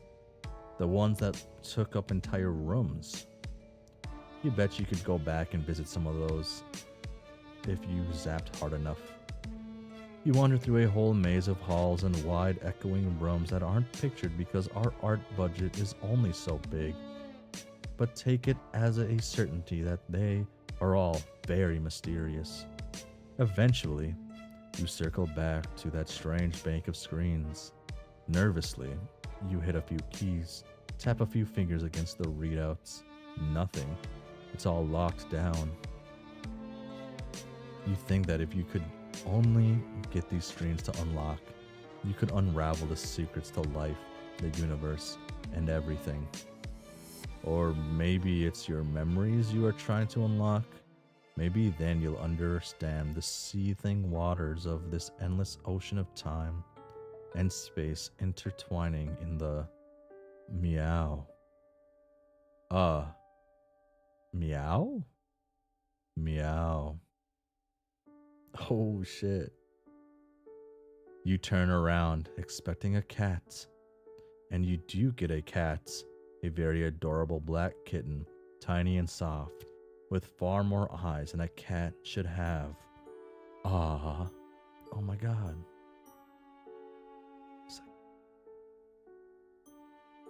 But the cat isn't the only thing here. Oh, are they gonna color it? Or is it gonna be black? Oh.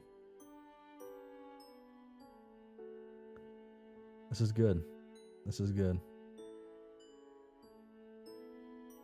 A woman in a sleek white lab coat and sensible heels holds the cat, pinning you to the spot with her gaze, or at least you assume she is. Her hair is in her eyes, and the light is behind her. So all you can see of her face are her painted lips. You know, not being able to see a character's eyes really does like add a lot to the character. Yeah. Wood. Holy. Yes. Yeah. Sorry, ma'am. You absolutely didn't mean to trespass in her secret science lab. And you actually aren't even lying. You really did just fuck up this time. The lady puts the cat down slowly.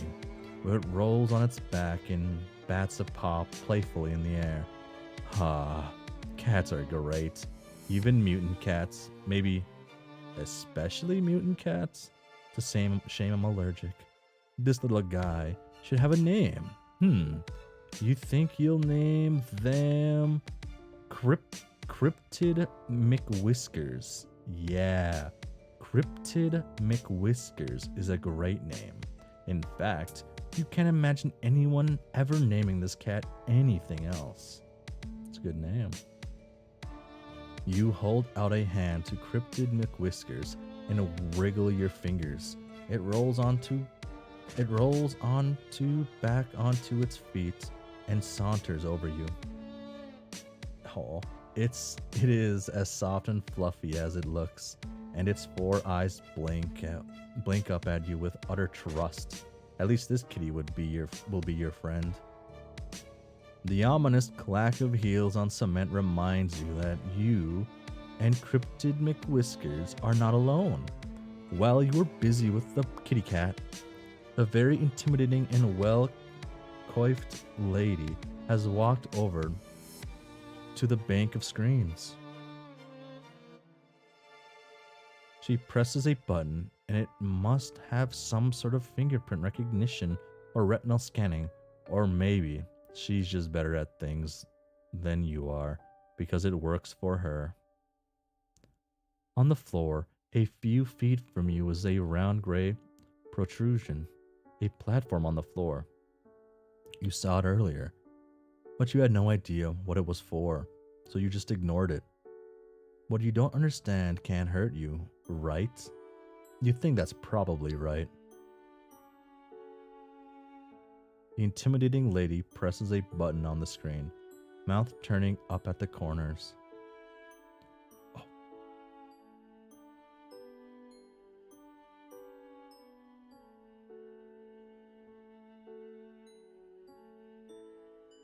What pumpkin? A flash and a pop, like the pressure in the room changes. You feel it in your eardrums. A pumpkin appears on the gray platform. Fuck.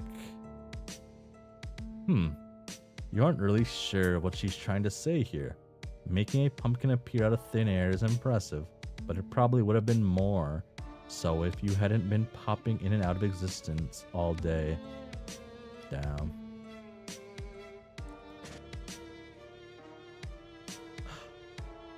It'd be like this, it'd be like this. It's always when you're trying to like flex, I guess.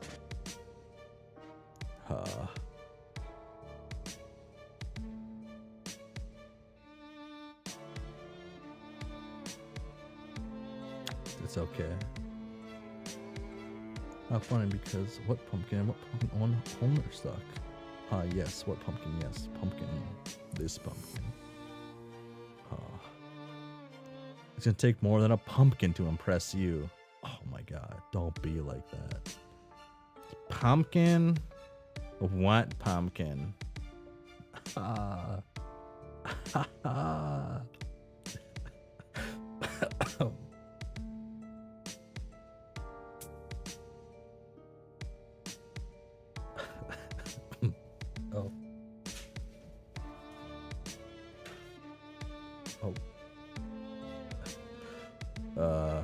Oh. Whoa. What up? The lady shakes her head and hits another button. The pumpkin vanishes, and in its place is a tiger. She said the thing she did. I don't like where this is going. Yes, you heard that right. A whole ass tiger. Orange and black. Big teeth and big paws. For a second, the two of you just look at each other. Honestly, the tiger might be more shocked than you are. Oh my god, it's the tiger from Uncle Grandpa. I forgot the tiger's name. Kinda sucks to think about. One second you're just chilling on the savannah, mauling antelopes and drinking at the watering hole. And the next, you're in a secret lab in upstate New York, staring down a very unappetizing look protagonist. Apparently, you are appetizing enough for it to want to get a taste. Though, because it looks from you to Cryptic McWhiskers and back again, then it charges. No. You try to book it out of there. The lady in the lab coat looms up in front of you. She's saying something. You strain to hear her. The tiger's right behind you. The lady or the tiger? At the last minute, you remember you have magic powers. Then you choose the third option, teleporting the fuck out of there. Bop. Oh, not this again. Oh wait, not again. You just zapped into yet another unknown building. Although from the view out of the window, you think you might be in Rose's house. Also, the fact that Rose turns the corner in the hallway and stops short, still in her rain gear, her eyes are very wide. You wave awkwardly. She snaps. That snaps her out of it. She stands up straight, sliding easily from shock to superiority. So, you thought you'd let yourself in? After wasting my time mumbling about the mail, a gaudy display of manipulative self-recrimination, then popping out of existence to leave me asking myself if I'd finally lost my mind. You hadn't meant to do any of that, especially not that last part. She isn't losing her mind, unless both of you are losing your minds together. Rose looks you over. Finally, she seems to decide that you are for real. Your predilections towards mailman mimicry weren't all that John told me about. Oh? He also said you had certain powers. Powers of teleportation and time travel. I told him that he must be mistaken, since it's a well-known and accepted fact that magic... Oh.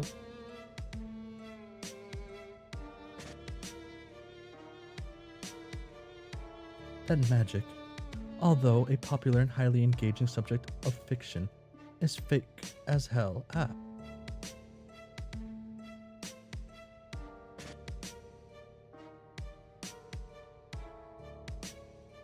But, oh, your zappy powers? No, those are totally real and not fake.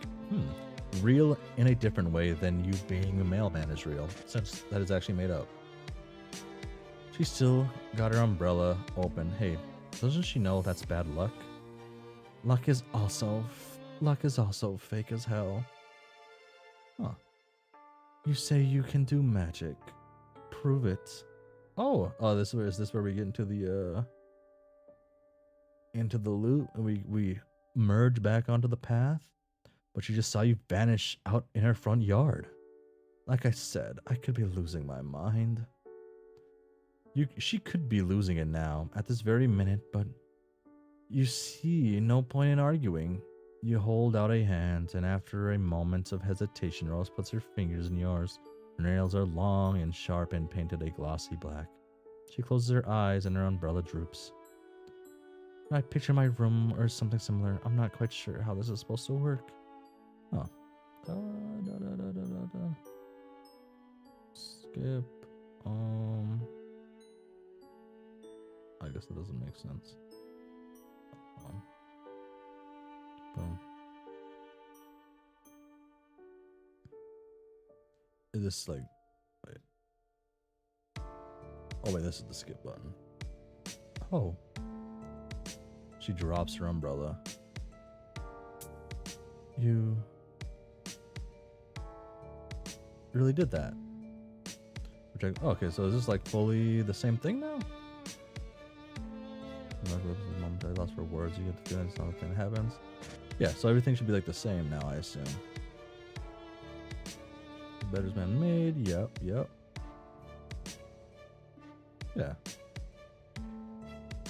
Okay, we get okay. Actually, these are probably the same thing, but let's see if it's like any different for like this part. Appropriate lights go out. My flash and very much a long fingers and pearls on the window. You got to put it on hand. Yada yada.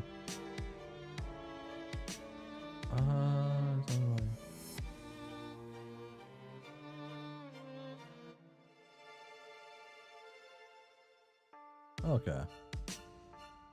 Okay, so that's the exact same one then. Okay. Boom. Oh, I didn't mean to save. I meant to load. Boom. We stay put. Your patient pays off almost at once. Rose is back and looking significantly more put together. Also, she brought you a towel. Here. I'm not overly attached to anything in here. It's mostly just childish nonsense I haven't yet bothered to rid myself of. But I'd appreciate it if you tried not to drip on any of the notebooks. She has changed out of her raincoat and boots, and she's dressed in a neat black shirt and white shirt dressed in a neat black skirts, and a white shirt with a purple blob thing with tentacles. What is it with these kids and their blob shirts? Now, now that's dealt with. Please sit down. She crosses her legs. You suddenly feel like you're at a job interview, friend interview. You wish you were a little less damp. Actually, let's switch places. You're still pretty wet. You don't want to get her bedspread messed up. Don't worry about it. That's what washing machines are for. Now, let's talk about magic, which up until now I have always taken for granted as being something confined to storybooks. Rose takes a wistful look toward her bedroom window, grayed over and blurry with raindrops. You get the feeling that she's doing it for effect. Maybe that's why she wanted you to switch places with her. And then comes you, the not a mailman with a penchant for showing up and attempting to make friends with unwitting children. Well, fair. She's got you there, but honestly, she might be a child, but she really doesn't seem to be unwitting. On the contrary, she's really quite witty. I'm glad you noticed. She folds her hands and clears her throat. You think that if she had any notes, she would be shuffling them. And so the question remains, are you a good witch or a bad witch? Or are you a wizard? We've already established that you are not a public servant. Is there a difference between a witch and a wizard? Of course there is, but exactly how specific of a difference can vary. According to some works of fiction, a wizard is just a witch's male counterpart. But in certain mythologies, for instance, Arthurian legend, the differences appear to be class-based. Wizards reside at court and are classically trained, while witches are self-taught and run wild through the forest. I won't deny that those differences tend to often be gendered as well. You ask her which one she is, a witch or a wizard. Me? Rose shifts, uncrossing and recrossing her legs. You shrug and say she just seems to know a lot about them. I know a thing or two. But can I tell you a secret? Oh my god, Rose. She has no idea how much you would love to hear her secret. I find them wizards, utterly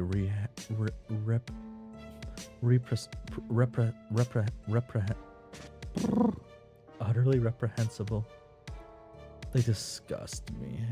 Everything from their foppish robes to their grizzled beards.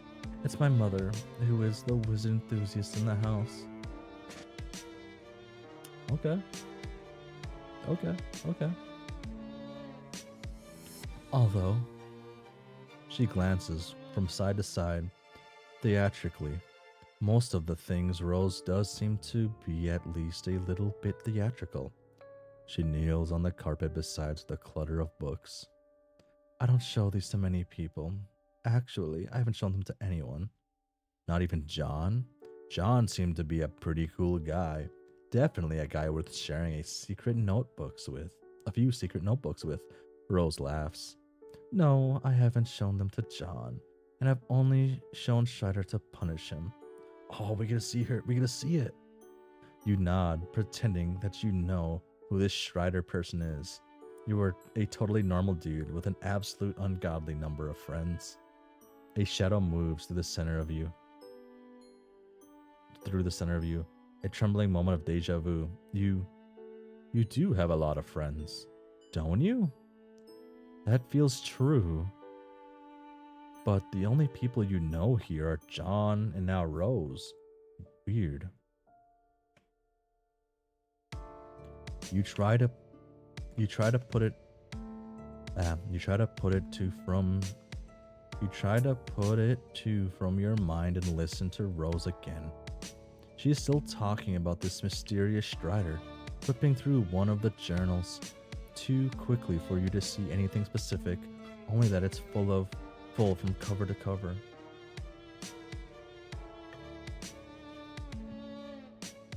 Oh, that was a little loud. As if the modest writings are the sole source of homoerotic tension in his life, when his brother is the one who insists filling their home with a sort of dick butt for ironic purposes. Dick butt.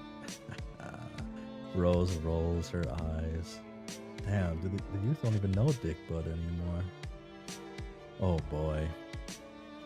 You missed the beginning of that.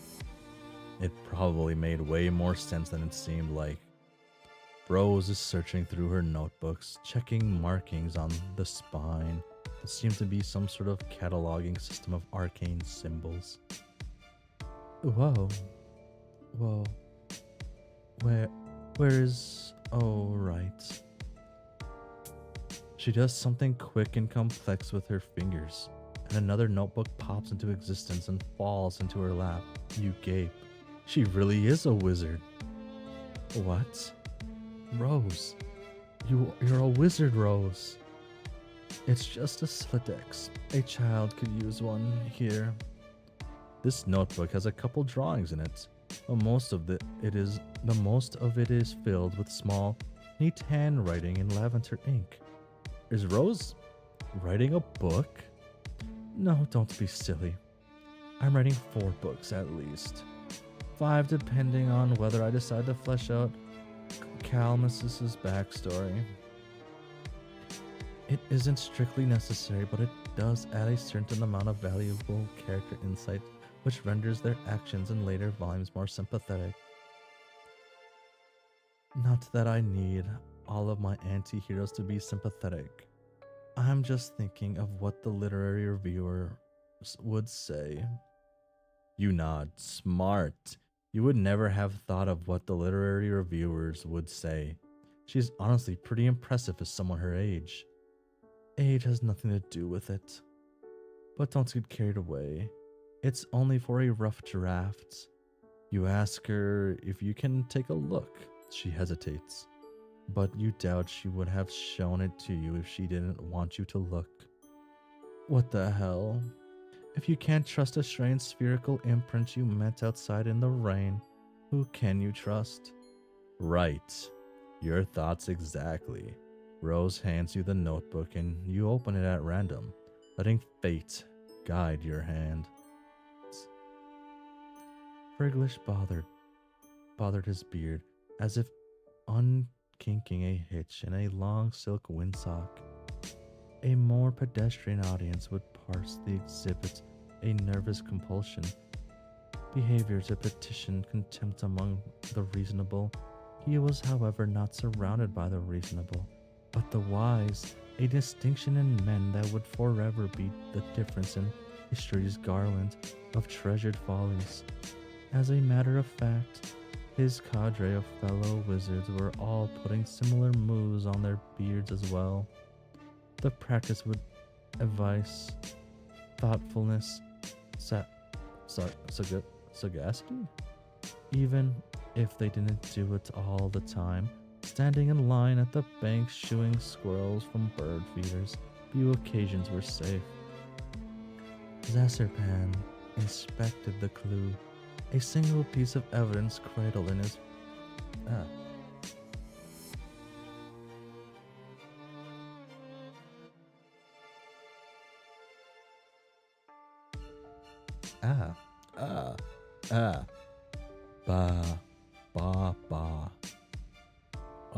Ba Black Sheep. In his coriaceous old man palms. It was a human bone, not striking in the tale it told alone so much as that, told by the thousands like it, festooning the marshy soil of Massgrave. The grisly expanse bore the texture of a decadent dessert, like one of Smarnie's formidable custard trifles wobbled out on the wheels for the holidays. to the dismay of a small nation. "You're certain of this?" asked Friglish. Despite what he was doing with his beard, he was, in fact, immersed in meaningful contemplation.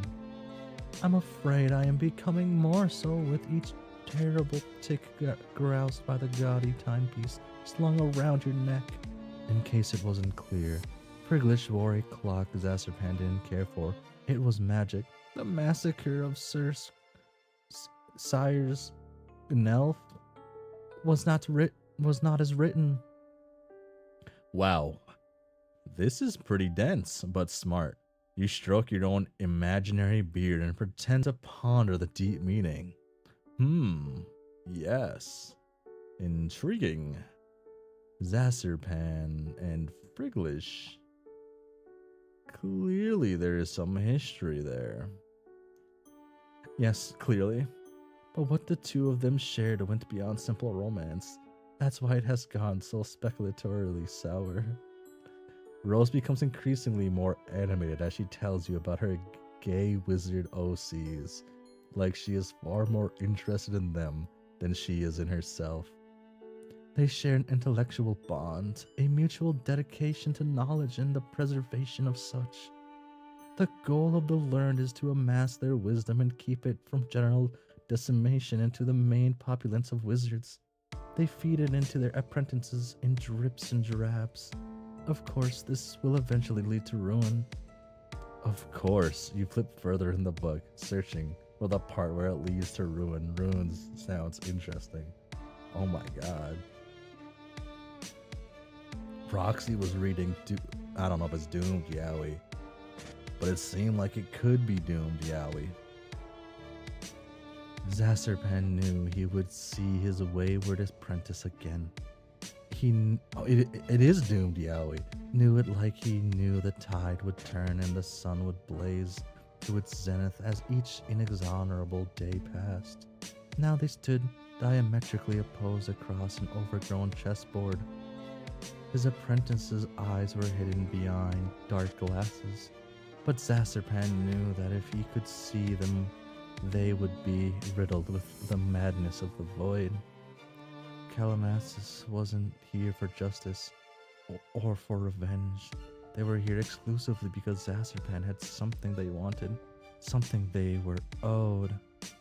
You flip through the notebook, checking out the drawings. There are lots of wizards, each more bearded and venerable than the last. One of the pictures, the most recent maybe since it's on the very last page of the journal, is of two young wizards, twins maybe. They have gray hair and are wearing slick green suits. They're standing back to back with their arms intertwined, staring into the middle distance. It's very anime. You compliment Rose on her artistic prowess.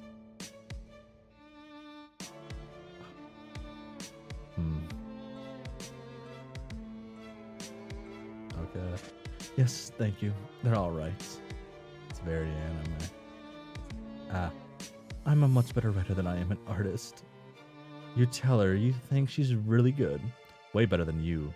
You're absolutely positive she is going to be famous one day.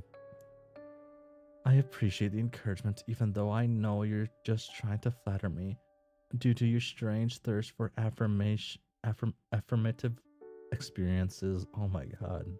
John told me all about that. Wow, really is me. Damn, busted. But you really do think she's talented. It's fine. It's not as if my social calendar's over full out here in the middle of the woods. Don't tell anyone I said that I don't have many friends. And don't tell them I've been drawing. He'd be insufferable. He? Never mind. You assure Rose that her secrets are safe and hand back her journal. You are really excited about your new friend. If you might be so bold, and her wizard stories. Although, wait. And she said she hated wizards? What's your point? Well, you're no expert on wizards or on Rose. But it seems like she actually does seem to like them, because she has several notebooks full of wizard fiction. You aren't trying to get, like, real here, but maybe it's possible her mom isn't the only one in the family who likes wizards. Rose pulls her book out of your hands. That, and the rest of the books vanish into thin air. Oh, right. That must have been that.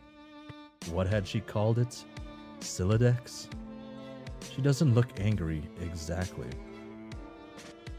But the lines around her mouth and eyes that softened as she talked about her book have hardened back up, her eyes glitter menacingly.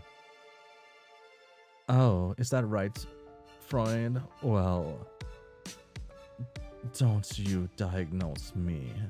Oh, hey, wow. You weren't trying to be condescending or whatever. Clearly, no. Were you aware that it is a common psychological phenomenon for an individual to react to trauma by creating fictional representations of that which has caused them bodily harm or emotional dismay? To suggest that the portrayal of those fictional renderings somehow condones them or supports them is absolutely absurd. Massive cope, I guess. So what she's saying is that she draws wizards to cope. Rose rises regally to her feet. The lightning turns her into an ethereal silhouette. What I'm saying is that I don't need to justify my fiction predilection to you or anyone else. No, she's totally right. You're sorry that you suggested she might like wizards. It was horrible, presumptuous, and not at all the way friends should act. You are so sorry. You promise it will never happen again.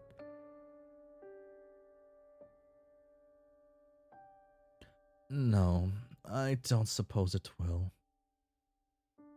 It's probably just because Rose's hair is such a pale blonde, but it almost looks like she's glowing in the dim bedroom. Like light behaves a light differently around her than it does on everything else.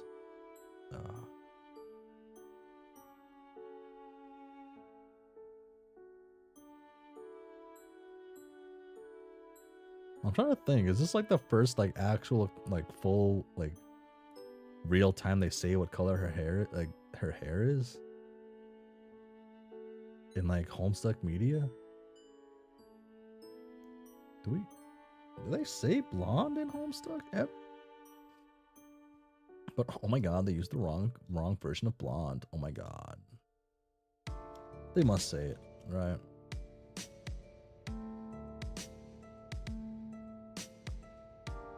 So perfectly, a blonde mother and daughter together. Okay.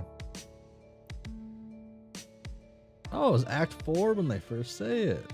Okay. Right? Yeah. Oh wait, no. Man, what do I say? No. I guess it would. I guess like. Huh. Yeah. So this. No. It was. Okay, so Act 4 is when they first say it. Okay.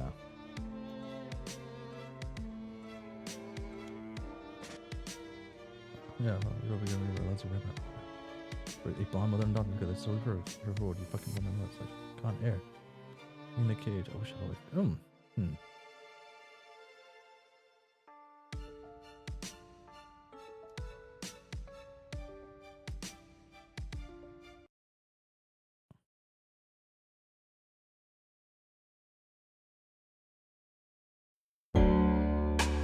that's loud. That hurt me.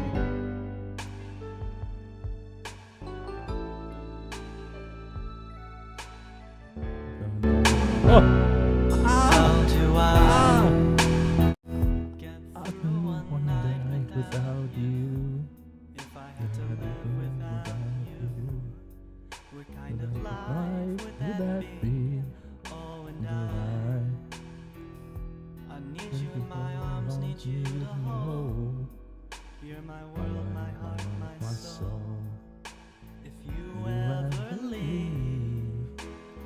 Maybe that would take everything that's in my life.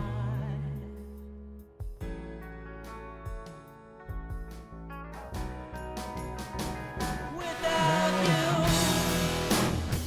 there'd be no sun in my sky. There'd be no love in my life. There'd be no world left for me. Oh, and baby, I don't know what I would do. I'd be lost if I lost you. If you ever leave, baby, that would take away everything that's real in my life.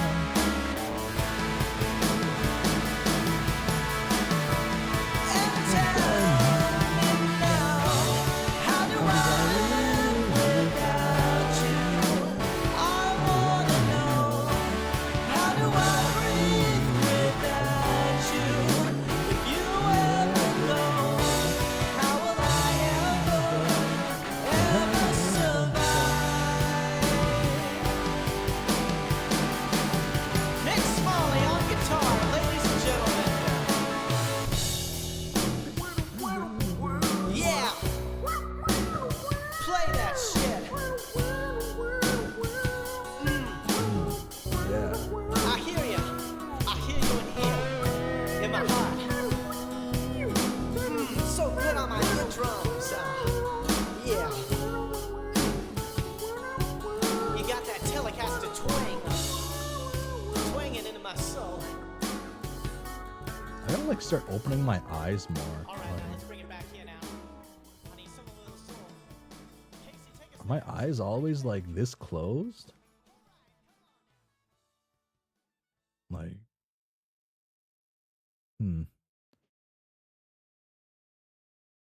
fuck, I love this.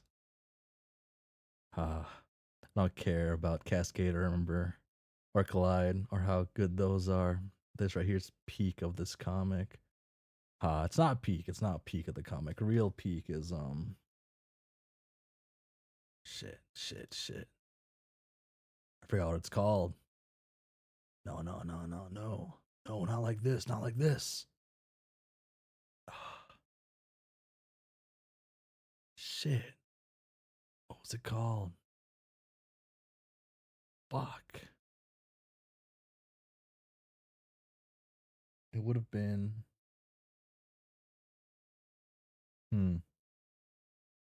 Fuck. Vriska something. Right?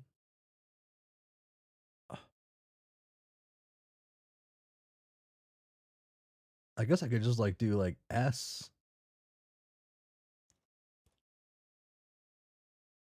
That's like 50 million of these look through. Okay.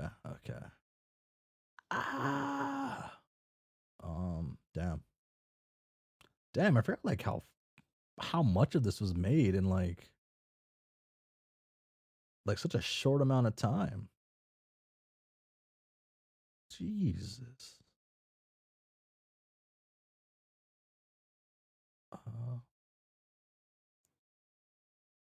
Damn. Wait, no. It would be before this, right?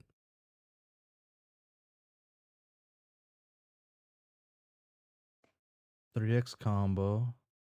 The showdown.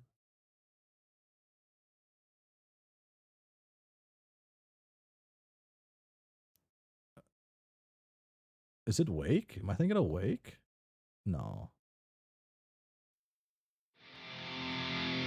No, it's not Wake. This is good too, but that's not what I'm thinking of, right? Is it Wake? Dawn Rise Up. Dawn Enter Village. I'm lost. No. Where? Damn. Maybe it's past 3X combo and I'm crazy. Must be past 3X combo and I'm crazy. Because 3X combo is the other thing, I think. No.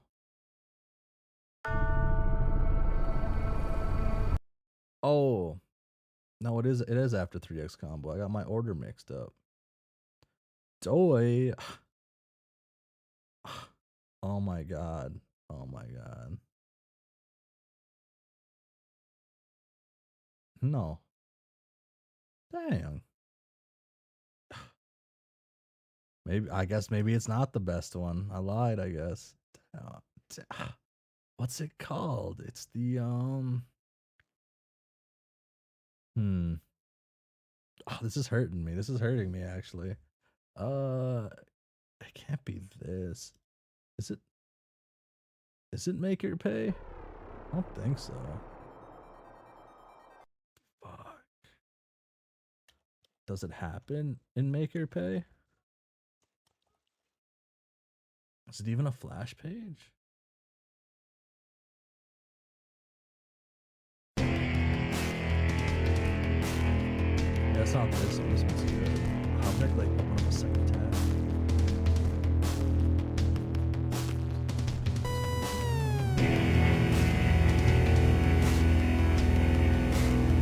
Okay. So it's would have happened after they were talking.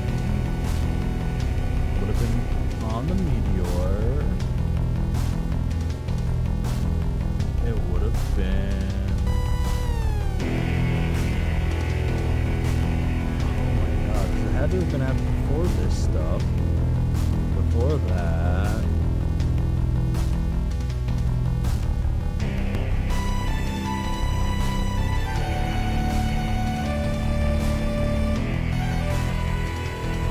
I've lost.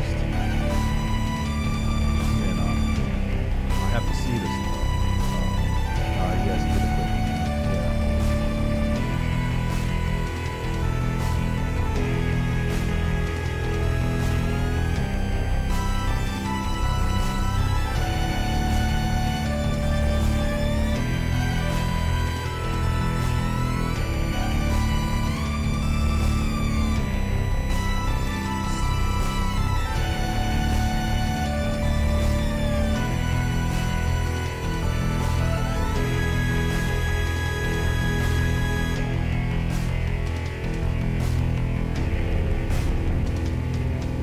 Oh, here it is. It really happened this early?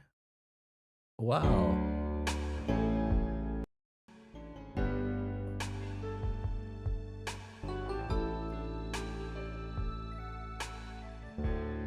Wow.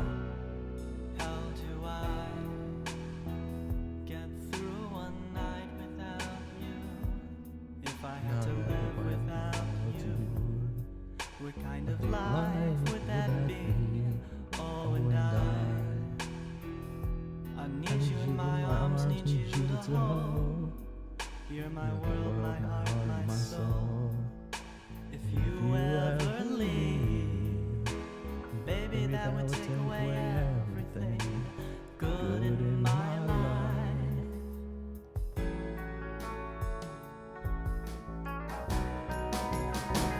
Without you, there'd be no sun in my sky. There'd be no love in my life. There'd be no world left for me. Oh, and baby, I don't know what I would do. Oh, where are my horns at?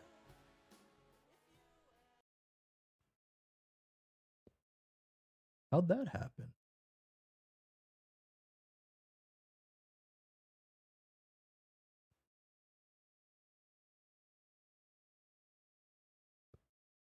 How?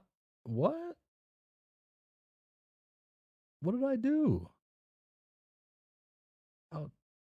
How'd that get mixed up?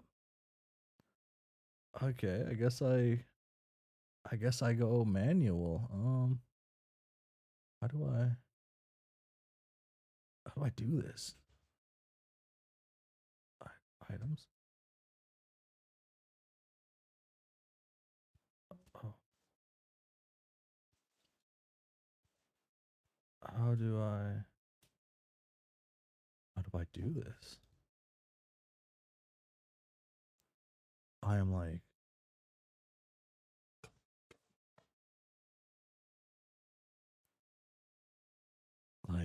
one of my hotkeys must have gotten messed up somehow or double clicked.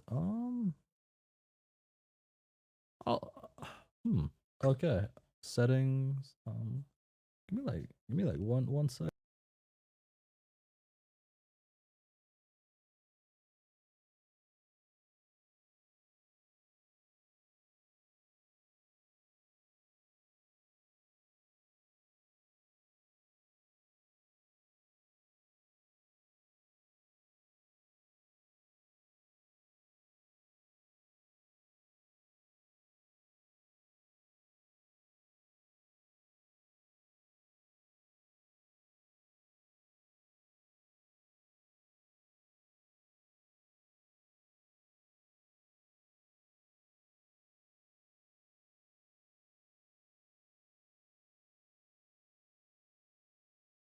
Okay, I'm back. Okay. Whoa. I don't know what happened there. It's weird. Oh. Yeah, this is peak though. But damn, this happened so early. I thought it was like later. Like, it doesn't make sense to be earlier. Damn, because she was in that outfit and all that. Okay. Wow. The more you learn, the more you know of Homestuck. Okay, did I read this whole thing? Oh. Oh yeah, because we're talking about the blonde, and it's like the second time it's mentioned. It almost looks like she's glowing in the dim bedroom lights behave differently. I read that. Would you look at that? Do I have this turned on? I do. Okay. It appears the rain has lightened up a bit. The rain is hitting the window so loudly you're actually having trouble hearing her. Horns are gone. Yes, that was the intention. And your point is, you can just zap yourself out to where the weather is drier. Fuck off. No. Go zap yourself. Whoa. Whoa. Whoa. This is a good one. This is a good one. Saving this.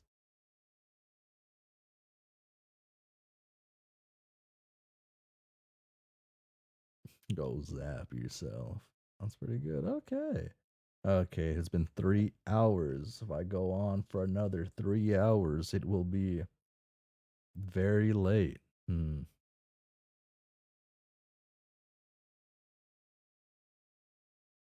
Hmm. Hmm. Hmm.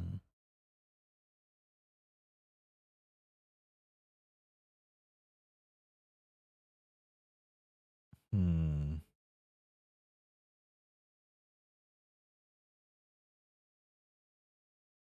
Good death scene. I don't know if it counts as a death scene. Hmm.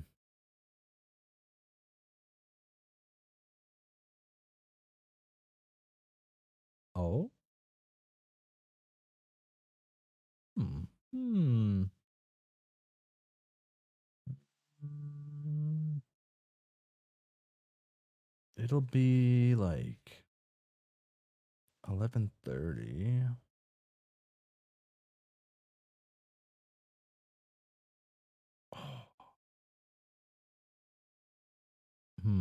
I don't think I'm built for that.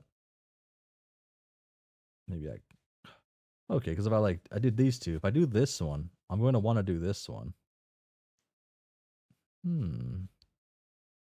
A king's feast of ass. Muppet butt. The loneliest girl in the world. People like us. Oh, I must bleed next to this guy or something. But if you wait, you might get a voice actor. Lol, I won't. I won't. I don't think that's a possibility.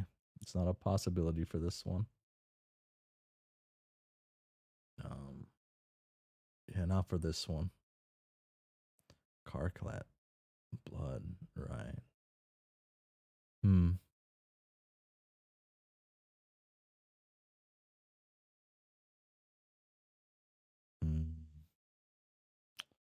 Why do I have to like Why do I have to have like responsibilities? Gosh. Okay. I wanted to try to do 4. I don't think I should. Okay. I think I'm gonna be busy tomorrow morning, but I think Wednesday I should be more free.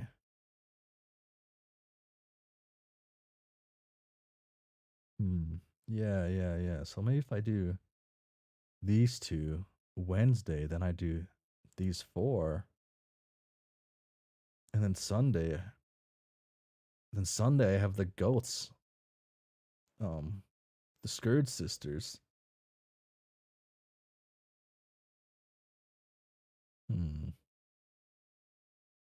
Hmm. I have to like double check with people though. Well, one person kinda. Damn. Dang. Darn it. Dosh.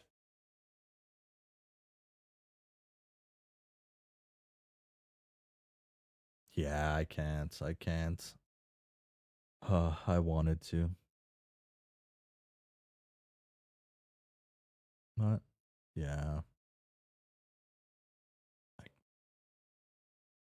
Maybe. Because then it would be like,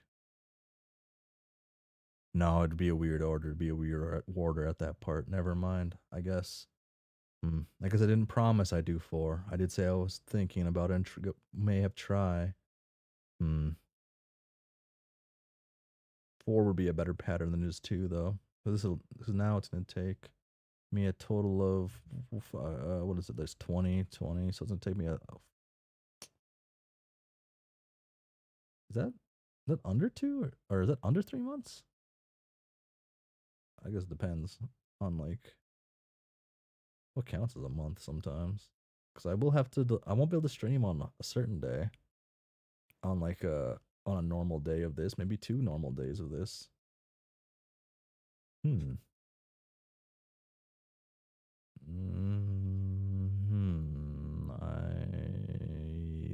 think, yeah, but I think I have to end it. I tried arguing with my inner self and I couldn't win. He's I'm a stubborn person, I guess. But yeah. So I'll be back Tuesday to do Tuesday things. Yeah. So this is the end of the stream for realsies. So thanks for hanging around, being here. And yeah. Bye.